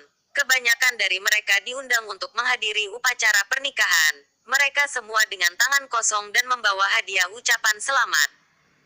Di gunung, ada banyak orang, dan meja giok ditempatkan dalam urutan tambal sulam, dan setiap meja penuh dengan buah giok dan anggur berkualitas. Ada beberapa orang yang bertukar tangan dan saling menyapa. Mereka yang saling mengenal memilih meja sendiri. Sebelum upacara dimulai, obrolan berjalan lancar, yang benar-benar menyenangkan. Apa asal-usul Yao dan Sun ini? Banyak jenderal tua berkumpul di meja, duduk dengan tangan terlipat, melihat sekeliling ke segala arah. Aku juga ingin tahu. Seseorang menghela nafas, dia masih bisa diundang ke Dewa Tianming. Dia adalah Kaisar Semu. Wajah ini sebanding dengan Yama. Terlalu banyak orang mengelus janggut mereka, identitas betapa menakutkannya. Di luar ramai, tapi ada taman di pegunungan, tapi sangat sunyi. Culing berdiri bersandar di pagar, diam-diam melihat ke pintu masuk rumah gunung. Keadaan pikirannya adalah yang paling tersiksa, berharap Ye Chen akan datang. Dia tidak melihatnya selama beberapa hari, dan dia sangat merindukannya, tapi dia masih baik-baik saja. Tapi pada saat yang sama, saya tidak ingin Ye Chen datang, untuk melihat orang yang saya cintai menikah dengan orang lain. Rasa sakitnya pasti memilukan. Drama besar ini benar-benar kejam, dan hubungan emosional yang dimainkan untuknya adalah bencana, dan menyakitkan untuk lulus atau gagal. Samar-samar, dia melihat sesosok tubuh berpakaian preman, dengan rambut putih berkibar, menginjak tangga batu, selangkah demi selangkah mendaki gunung. Itu adalah Ye Chen, yang akhirnya datang, gitu tenang hingga dia tidak bisa bernapas. Teriak Culing, menutupi mulut gioknya, melalui awan berkabut. Dia sepertinya bisa melihat wajah itu, kuyu dan menyakitkan. Dia telah melihat tampilan ini sebelumnya, ketika Cusuan meninggal di masa lalu. Dia seperti boneka tanpa jiwa. Dia tidak bisa membayangkan betapa sakit hatinya saat Ye Chen datang. Rumah Gunung Luochuan menjadi semarak karena kedatangan Ye Chen. Meskipun dia hanya seorang junior, dia menarik perhatian semua orang yang hadir. Ekaristi benar-benar datang, apakah kamu datang untuk mencari siksaan? Seseorang menghela nafas dan meletakkan tangannya, sedikit terkejut. Kondisi pikiran seperti itu luar biasa, ketangguhan bukanlah hal yang mudah. Anda tidak akan datang ke sini untuk mengacaukan segalanya. Seseorang menyentuh dagunya, dengan kaisar di belakang panggung, dia bisa melakukan apa saja. Jangan katakan itu sangat mungkin. Banyak orang duduk tegak, matanya bersinar cerah, dan mereka selalu merasa ada drama besar yang sedang terjadi. Siapakah tubuh suci itu? Jika dia membuat masalah, dunia akan terbalik. Dalam 6 bulan terakhir, dari mengganggu reinkarnasi sebelumnya, hingga nihai menelan nasib gerakan dan gerakannya semakin rumit. Mereka terbiasa sekali. Sekarang ada gitu banyak orang di sini, banyak dari mereka adalah jenderal dunia bawah. Jika ada keributan, gambarnya harus sangat menarik. Di tengah diskusi, Ye Chen lewat dengan tenang, dengan ekspresi tenang. Dia pergi ke sudut, menemukan meja yang paling tidak mencolok, duduk dengan tenang, seperti patung batu, tidak bergerak. Sepasang mata, sedikit tumpul, atau bahkan kosong. Dia tidak datang untuk membuat masalah. Jika Culing masih memilikinya di dalam hatinya, tidak ada gunanya bagi siapapun untuk menghentikannya. Selama dia mengatakan sepatah kata pun, itu tidak akan terjadi. Tidak masalah jika dia mati. Namun, Culing tidak lagi memilikinya di dalam hatinya. Jadi bagaimana jika dia membuat masalah? Bagaimana jika dia merampoknya? Tapi dia hanyalah boneka yang tidak disengaja.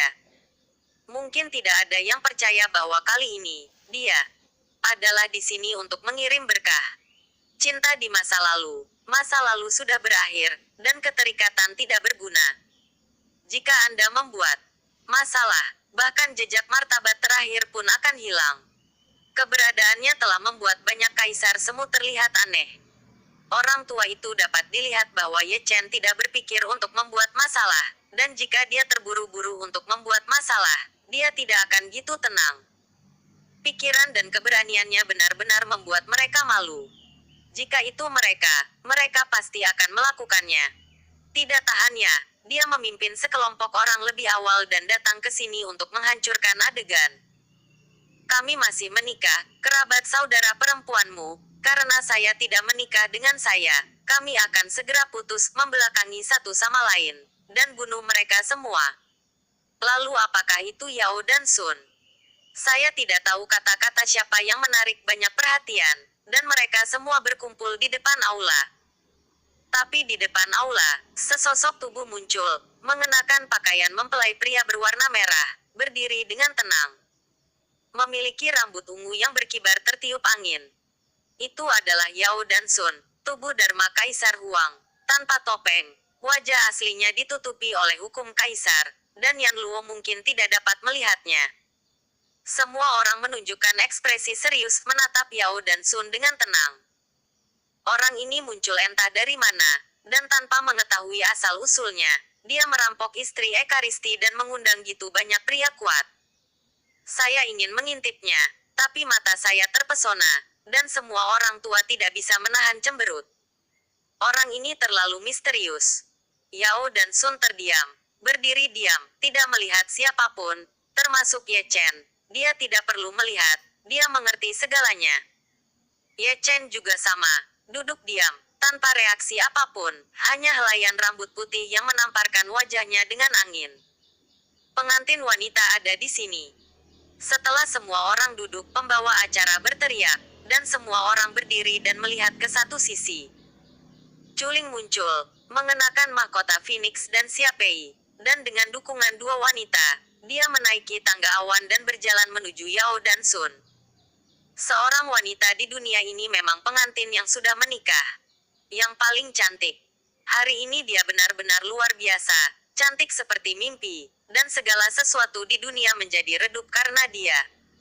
Orang-orang yang hadir asyik menonton, dan bahkan para jenderal veteran setingkat kaisar pun entah kenapa tergerak, mata tua mereka mabuk. Ye Chen mengangkat matanya, tidak bergerak, hanya melihat ke kejauhan dengan tenang. Meski jaraknya hanya 1000 kaki, sepertinya berdiri di sisi lain galaksi, melampaui waktu, lebih jauh dari hidup dan mati. Itu adalah wanita yang paling dia cintai. Dia mengenakan gaun pengantin. Tapi itu bukan untuknya Yan Ran, yang ada di seluruh dunia, hanya tersenyum untuk orang lain. Culing Lian bergerak dengan ringan, selangkah demi selangkah, melonjak lurus ke atas, menekan kabut di matanya dan tubuhnya yang gemetaran. Dia tahu bahwa semua orang menatapnya, tapi hanya sepasang mata yang paling nyata, bersembunyi di sudut kecil, menatapnya diam-diam. Betapa dia ingin melihat ke belakang dan melihatnya, tapi dia tidak bisa. Segala macam perencanaan, hanya selangkah lagi. Gitu dia menoleh ke belakang, itu memberinya harapan, dan semua kerja kerasnya sia-sia. Sungguh menderita, tidak hanya tidak bisa menonton, tapi juga terpaksa tersenyum. Di bawah pengawasan semua orang, dia harus menunjukkan kecantikannya yang ada di seluruh dunia. Untuk memberitahu dunia bahwa dia beruntung Fu, untuk memberitahunya bahwa aku sudah menjadi istri orang lain dan aku tidak lagi mencintai Ye Chen. Di sudut, Ye Chen bangkit dan berjalan menuruni gunung tanpa suara. Dia menuju ke timur, lurus ke atas menuju mempelai laki-lakinya. Dia menghadap ke barat, menundukkan pandangannya di setiap langkah, berpakaian angin dan debu tahun-tahun, menghadapi perubahan hidup punggungnya suram dan kesepian. Ini adalah cinta, orang yang pernah saling mencintai, kembali ke belakang. Sebab dan akibat, cinta dan takdir, semakin jauh dalam keheningan. Cinta kuno selalu hanyalah pemandangan yang ramai, seperti kembang api di langit, kecemerlangan seluruh hidup berakhir dalam kegelapan. Di tanah yang luas, dia berjalan maju selangkah demi selangkah sendirian. Jiwa kesepian yang saya temui di sepanjang jalan memberi jalan kepadanya dan bersembunyi jauh, seolah-olah dia tidak tahan dengan kesedihan dan duka, kesedihan dan rasa sakitnya. Menatap dunia, dia sangat tidak berarti, tanpa ada yang menemaninya, tidak ada yang menemaninya, punggungnya suram, dan rambut putihnya berkibar. Dia tidak tahu sudah berapa lama dia pergi, tapi dia hanya tahu bahwa upacara pernikahan Luo Chuan telah berakhir, dan mereka yang pergi untuk memberi selamat kepadanya juga telah pergi. Banyak orang melihatnya secara tidak sengaja ketika mereka berjalan di langit. Mengapa? Tapi semua orang yang melihatnya menghela nafas dengan emosi. Plot macam apa ini? Pasangan yang jelas cocok, kenapa mereka berakhir seperti ini, seperti orang asing. Tidak ada yang maju, dan bahkan jika mereka melakukannya, mereka tidak tahu harus berkata apa. Izinkan saya memberitahu Anda tentang menantu perempuan. Bawa dia ke Qinglu untuk menghabiskan uang. Berhenti main-main, Ye Chen. Masih mencintai Nai Kiaosen. Saya tidak tahu berapa lama sebelum Ye Chen berhenti. Di depannya ada gunung besar, megah dan megah, diselimuti awan dan kabut. Itu adalah simbol besar dunia bawah, Gunung Jieming. Di depan gunung, ada sosok cantik, berdiri dengan anggun. Penampilannya tiada taraf, tidak memakan kembang api dunia, dan tidak memprovokasi debu dunia. Dia tentu saja adalah Baizi, murid di Huang. Dilihat dari posturnya, dia sepertinya sudah lama berada di sini. Seolah-olah dia sedang menunggu Ye Chen. Ekspresinya acuh tak acuh, matanya yang indah tidak menunjukkan riak. Peri, tolong beritahu aku bahwa Ye Chen ingin melihat senior di Huang. Kata-kata Ye Chen datar, tapi suaranya masih serak. Jika kamu mengalahkanku, kamu bisa memasuki gunung, kata Baizi dengan ringan. Bab 1749 Kesengsaraan Cinta dan Rintangan Setan. Setelah kata-kata itu jatuh, temperamen Baizi berubah drastis, helaian rambut panjang berubah menjadi merah, dan ada pola ilahi ungu di tengah alisnya. Di sampingnya, banyak penglihatan yang saling terkait, misterius dan kuno. Dia tidak tahu jenis tahu apa yang telah dia kembangkan, tapi suara tahu bergema. Seorang wanita tiada taraf diselimuti cahaya peri, mewarnai dunia bawah dengan sentuhan keindahan, seperti gadis misterius di langit, suci dan tanpa cacat. Di mata tenang Ye Chen, seberkas cahaya melintas.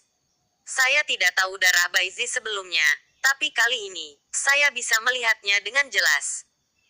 Tubuhnya adalah burung phoenix, dan darahnya sangat murni sehingga sangat dekat dengan leluhurnya garis phoenix, Hong Huang Yuan Feng. Dia mulai mengerti mengapa Di Huang menerima Baizi sebagai muridnya, mungkin karena garis keturunannya, yang berhubungan erat dengan Yue Sang.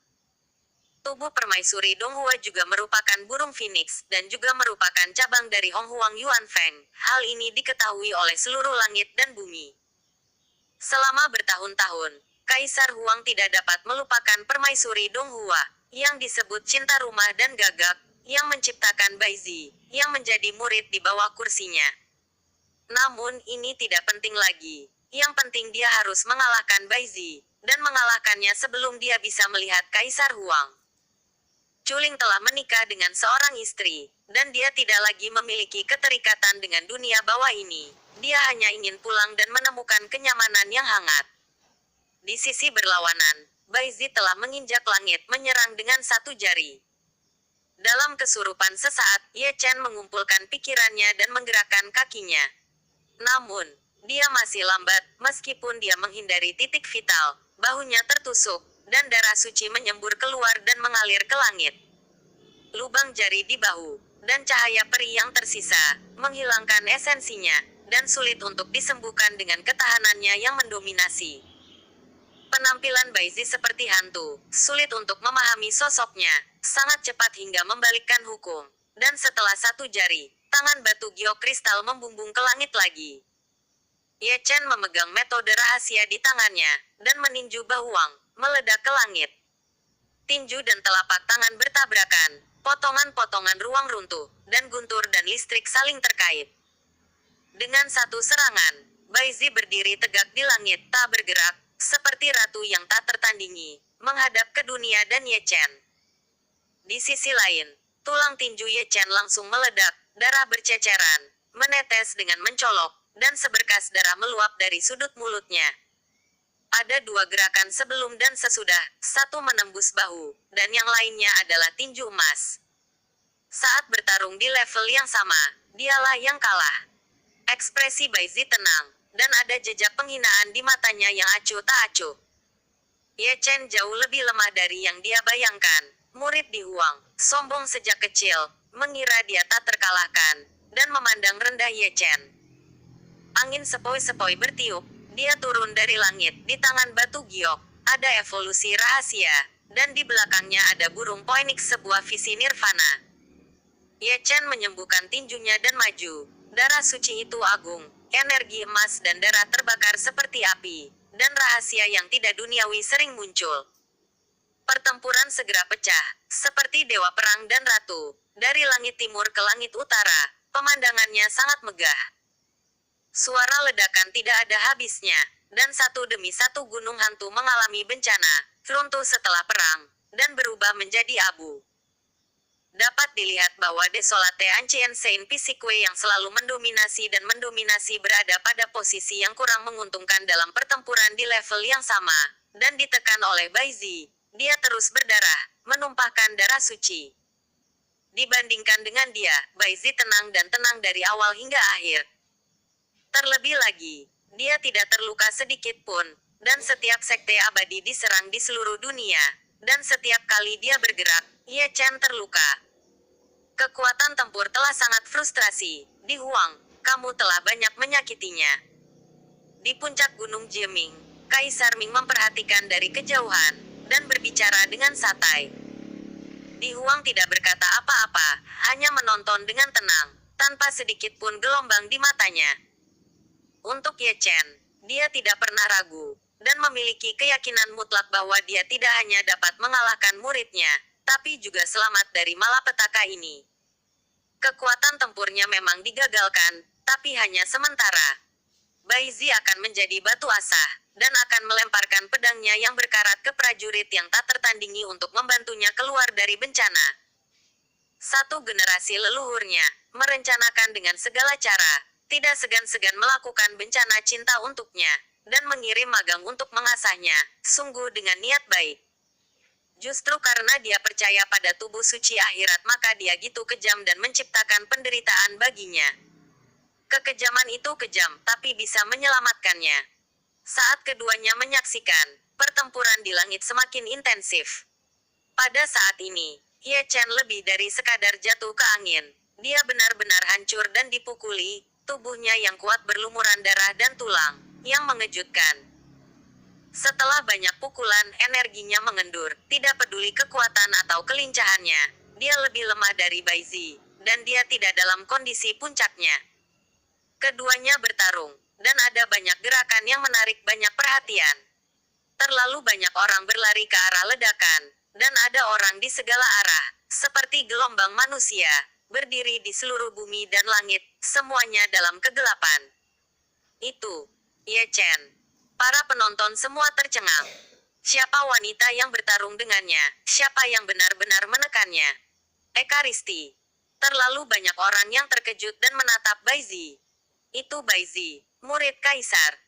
Seorang jenderal tua Ming membelai janggutnya, seolah-olah dia telah mengenali Baizi dan mengetahui identitasnya. Tidak heran itu sangat menakutkan, bahkan tubuh suci kuno yang tak terkalahkan dipukuli sampai ke tulang, betapa mengerikannya itu. Inspeksi visual, tidak dalam kondisi puncak. 9 jenderal dunia bawah dari aula pertama juga datang, semuanya bertepuk tangan, terus-menerus mendesah. Untuk dapat mengalahkan 9 jenderal dunia bawah yang cacat sendirian, kekuatan tempur Ye Chen seharusnya tidak terlalu lemah. Lei Mingjiang menggaruk kepalanya. Terganggu oleh cinta dan khawatir, sulit untuk berkonsentrasi. Zhao Yun menggelengkan kepalanya tak berdaya, melihat yang paling jelas. Dia dan Ye Chen setara, Baizi dan Ming Jue berimbang. Dia bisa mengalahkan Ming Jue, dan Ye Chen bisa mengalahkan Baizi. Alasan mengapa dia ditekan adalah semua berkat cinta ini seperti orang yang sakit parah yang diseret ke dalam pertempuran sebelum dia pulih. Terus terang, pertempuran ini tidak adil sejak awal. Baizi berada di puncak, dan Ye Chen tidak hanya tidak berada di puncak-puncak, tapi juga karena cinta. Jie, kekuatan tempurnya sangat berkurang. Luapkan rasa sakit di hatimu, setidaknya temukan seseorang yang lebih lemah dari dirimu. Datang dan pilih level Baizi, bukankah itu mencari pelecehan? Jika pertarungan berlanjut seperti ini, tubuh suci kuno pasti akan kalah. Ming Jue juga datang, dan jelas bahwa Ye Chen berada di keadaan buruk. Kamu Chen. Di rumah Gunung Luo Chuan, Chuling mengepalkan tangannya erat-erat, air mata mengalir di wajahnya, seolah-olah dia bisa melihat Ye Chen melalui kabut. Untayan darah suci itu seperti pisau tajam yang menusuk jantungnya, dan dia tidak bisa menahan desis kesakitan. Dia adalah Ye Chen, tubuh suci kuno yang perkasa dan terpencil di dunia, dan panglima tertinggi Chu yang luar biasa, tapi dia ditekan dan dipukuli sepanjang jalan. Itu semua karena dia sehingga dia menyakiti Ye Chen dan berjuang keras. Tapi dia hanya bisa menonton, melihatnya menumpahkan darah lagi dan lagi, dan juga menderita sakit cinta selama pertempuran, tidak bisa melepaskan diri. Kamu telah mencemarkan martabat Ekaristi. Di tengah ribuan diskusi, di atas yang halus, sebuah kata dingin diturunkan. Itu adalah Baizi. Ling Tian mengabaikannya. Dia tampak seperti ratu yang tak tertandingi. Penampilan Ye Chen saat ini benar-benar mengecewakannya. Ye Chen terhuyung-huyung dan berdiri diam, energi dan darah jin-jin gelisah. Terkadang tirani, terkadang lamban, sangat tidak stabil. Yang terpenting, matanya, meski tenang, tidak bersemangat. Tiran tubuh suci kuno Dao tercetak dengan selokan berwarna darah, dan setiap bekas luka terlihat dengan darah dan tulang, yang membuat orang gemetar. Bukannya dia tidak bisa mengalahkan Baizi, hanya saja dia penuh dengan culing. Dia tampak kesakitan, matanya kabur, dan dia sedang kesurupan. Sepertinya yang dia lawan bukanlah Baizi, tapi Culing. Dia adalah Ye Chen. Bagaimana dia bisa menyerang Culing? Bagaimana dia bisa menyerang wanita yang paling dia cintai? Serangannya tidak berdaya sejak awal. Perampokan cinta telah menjadi penghalang iblis, mengganggu pikirannya sepanjang waktu. Jika dia tidak dapat mengumpulkan kekuatan, dia bukan lawan Baizi. Kamu tidak bisa mendapatkan rasa hormat dari seorang master, Baizi berkata dengan acuh tak acuh, menjentikkan tangan batu gioknya, menunjuk ke langit, dan mengubah formula segel. Segera, lautan makhluk surgawi tiba-tiba terwujud, seperti air terjun perak dari 9 surga, mengalir ke udara, berat seperti gunung, menghancurkan Sutian. Ye Chen kewalahan di tempat, dan ingin melarikan diri, hanya untuk menyadari misteri Laut Peri, yang memiliki formasi peri, yang melarang roh primordialnya dan Danhai. Oke, Ekaristi itu dingin.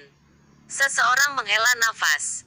Satu orang bertarung melawan jenderal dunia bawah dari 9 istana, tapi sulit untuk melarikan diri dari penindasan Baizi. Tidak, Ye Chen terjebak oleh cinta, dan kekuatan tempurnya sangat berkurang. Jika dia berada di puncaknya, apakah kamu pikir Baizi dapat menekannya? Itu benar. Cukup banyak orang menyentuh dagu mereka, dan mereka bahkan tidak memiliki kekuatan tempur 50%. Bagaimana mereka bisa melawan murid-murid Kaisar? Saint Pisikwe yang tak terkalahkan pada level yang sama didasarkan pada kondisi puncak, dan benar-benar tak terkalahkan untuk mengalahkan Saint Pisikwe yang setengah rusak. Dalam suara emosi, Sutian bergetar hebat dan bersenandung. Tapi melihat Laut Peri dikorbankan oleh Baizi, itu gelisah, ombaknya bergejolak, dan ombaknya mengerikan, seolah-olah ada binatang prasejarah yang mengamuk di dalamnya. Para penonton tercengang, mata mereka bersinar dengan cahaya keemasan, karena mereka merasakan kekuatan yang mendominasi, yang pulih, eksklusif untuk tubuh suci. Dengan kata lain, Ye Chen, mantan orang suci, telah kembali. Mata semua orang berbinar, dan tubuh suci mendapatkan kembali kekuatan tempur puncaknya, maka duel ini akan sangat menarik. Bagi Ye Chen, Baizi, yang satu adalah tubuh suci kuno, tak terkalahkan pada tingkat yang sama. Yang lainnya adalah murid Kaisar, yang telah menerima biografi sejati tertinggi sejak kecil. Ini adalah duel puncak generasi muda, dan tidak kalah serunya dengan penaklukan antara Ming Jue dan Zhao Yun. Pertempuran itu benar-benar mencengangkan, dan murid Kaisar Hades kalah. Saya hanya tidak tahu apakah murid Kaisar dapat menahan Ye Chen kali ini, dan apakah dia dapat mempertahankan nama bergengsi yang maha tinggi. Bab 1750 Peak Battle Peak. Di bawah semua perhatian, sepasang tangan emas terulur, merobek lautan peri, dan Ye Chen melompat keluar seperti naga emas sungguhan. Ketika dia mendarat, langitnya kosong, dan ruang itu runtuh sedikit demi sedikit. Penampilannya juga telah berubah, ada 9 garis dewa yang terukir di antara alisnya, dan rambut putih panjangnya telah berubah menjadi emas dan berkibar tertiup angin. Matanya bersinar seperti bintang. Darahnya memuntahkan energi. Tulang sucinya ditutupi dengan karakter segel, terjalin dengan kekuatan. Ini adalah keadaan dominasi, sangat dekat dengan keabadian. Tubuh suci yang rusak, bekas lukanya sembuh, darah emas cerah mengalir ke tubuh, dan darah emas yang berserakan terbakar seperti api. Itulah satu-satunya cara untuk menjadi menarik, kata Baizi acuh tak acuh. Murid di Huang sangat sombong. Mereka tidak akan memanfaatkan Ye Chen. Bahkan jika mereka ingin menang, mereka akan menang dengan cara yang adil dan jujur. Sekarang, Ye Chen telah kembali ke puncak persis seperti yang dia inginkan. Di dunia ini, di bawah perhatian tuannya dan dunia, dia ingin mematahkan mitos tubuh suci kuno yang tak terkalahkan di level yang sama. Dia akan membuktikan kepada Di Huang bahwa murid yang dia ajar benar-benar tak terkalahkan pada level yang sama, dan dia tidak akan pernah menghina prestise tuannya. Dia bergerak, dan tangan giok kristalnya menyentuh langit menutupi langit. Satu telapak tangan, biasa dan biasa-biasa saja, tapi menyatu dengan banyak seni abadi yang tidak duniawi, terkait dengan Taoisme, dan berkembang dengan sendirinya, itu bisa disebut pemusnahan. Ye Chen tidak mengatakan sepatah kata pun, tidak memiliki senjata atau senjata, hanya kepala emas, memegang alam semesta di tangannya, melakukan yin dan yang, menciptakan kekacauan yang tak terbatas. Di antara tinju dan jarinya, ada skrip-skrip yang mengalir, dan guntur serta kilat mengamuk. Dengan satu pukulan, dia meledak ke langit, menembus langit abadi. Itu adalah benturan telapak tangan dan tinju lainnya, dan langit langsung runtuh. Namun, kali ini, Ye Chen yang berdiri diam, sementara Baizi mundur, tangan gioknya berlumuran darah, dan sosoknya terhuyung-huyung. Baizi sedikit mengernyit, puncak Ye Chen memang menakutkan. Penonton tertawa, tapi mereka juga kaget. Ini adalah Ye Chen, yang telah kembali ke puncak, dan memang mendominasi. Dia memukul balik Baizi. Saat berbicara, Ye Chen datang ke langit, matanya tenang dan ekspresinya tenang, tidak bahagia atau sedih. Dia tidak selamat dari kesengsaraan cinta, tapi secara paksa menutupi penghalang iblis. Culing adalah Culing, Baizi adalah Baizi, ini adalah dua wanita.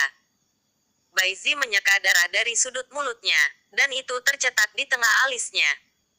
Pola ilahi yang terukir di antara alisnya langsung berubah, dan mengikuti pola ilahi yang membeku auranya tiba-tiba naik ke tingkat yang lebih tinggi. Ye Chen memukulnya. Dia melepasnya dengan telapak tangannya, membalik tangannya dan menunjuk, seperti malam yang ketakutan Chang Hong, menempel di tubuh Ye Chen dan terbang.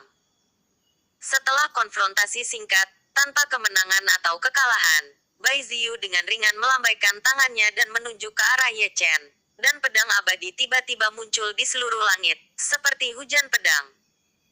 Langkah besar dari serangan kelompok, kekuatan abadi yang tak terukur, masing-masing pedangnya melebur ke arahnya, menembus langit dan menembak Ye Chen.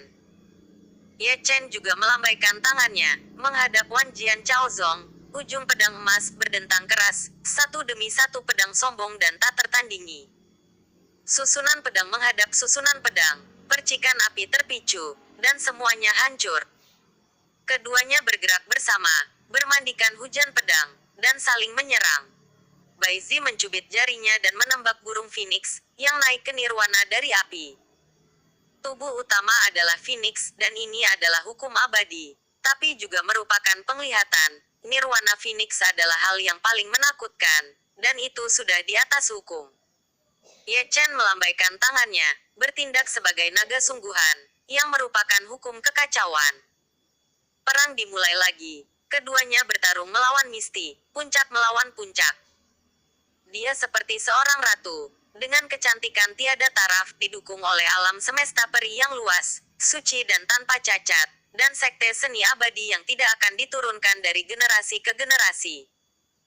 Dia seperti dewa perang, perkasa di dunia, berdiri di dunia yang kacau, tak tertandingi dalam serangan. Dengan sepasang tinju emas, dunia juga dikalahkan. Adegan pertempuran sangat besar, dan langit benar-benar hancur berantakan. Setiap kali terjadi tabrakan, gambar kehancuran langit dan bumi dilakukan.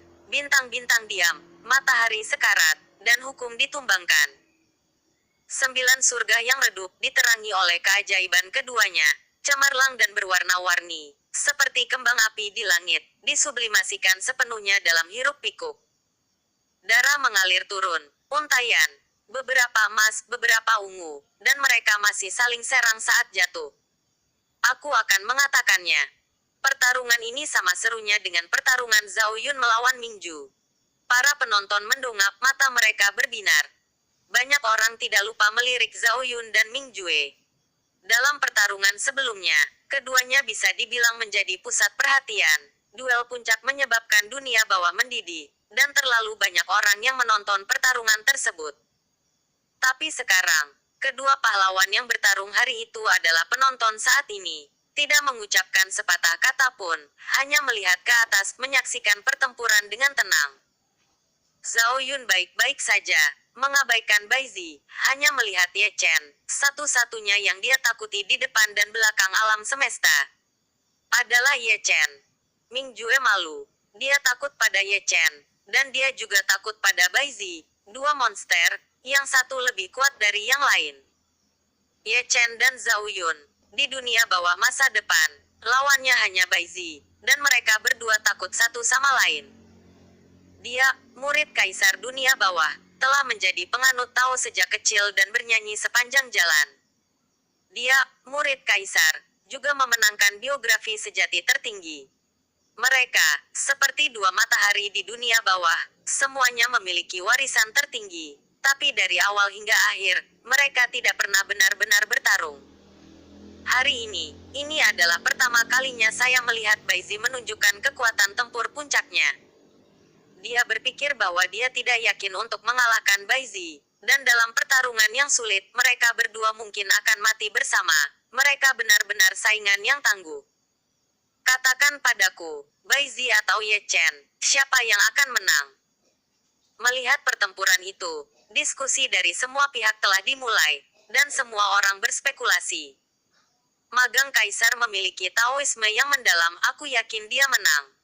Tubuh suci kuno tidak terkalahkan pada level yang sama, tidak ada alasan untuk kalah.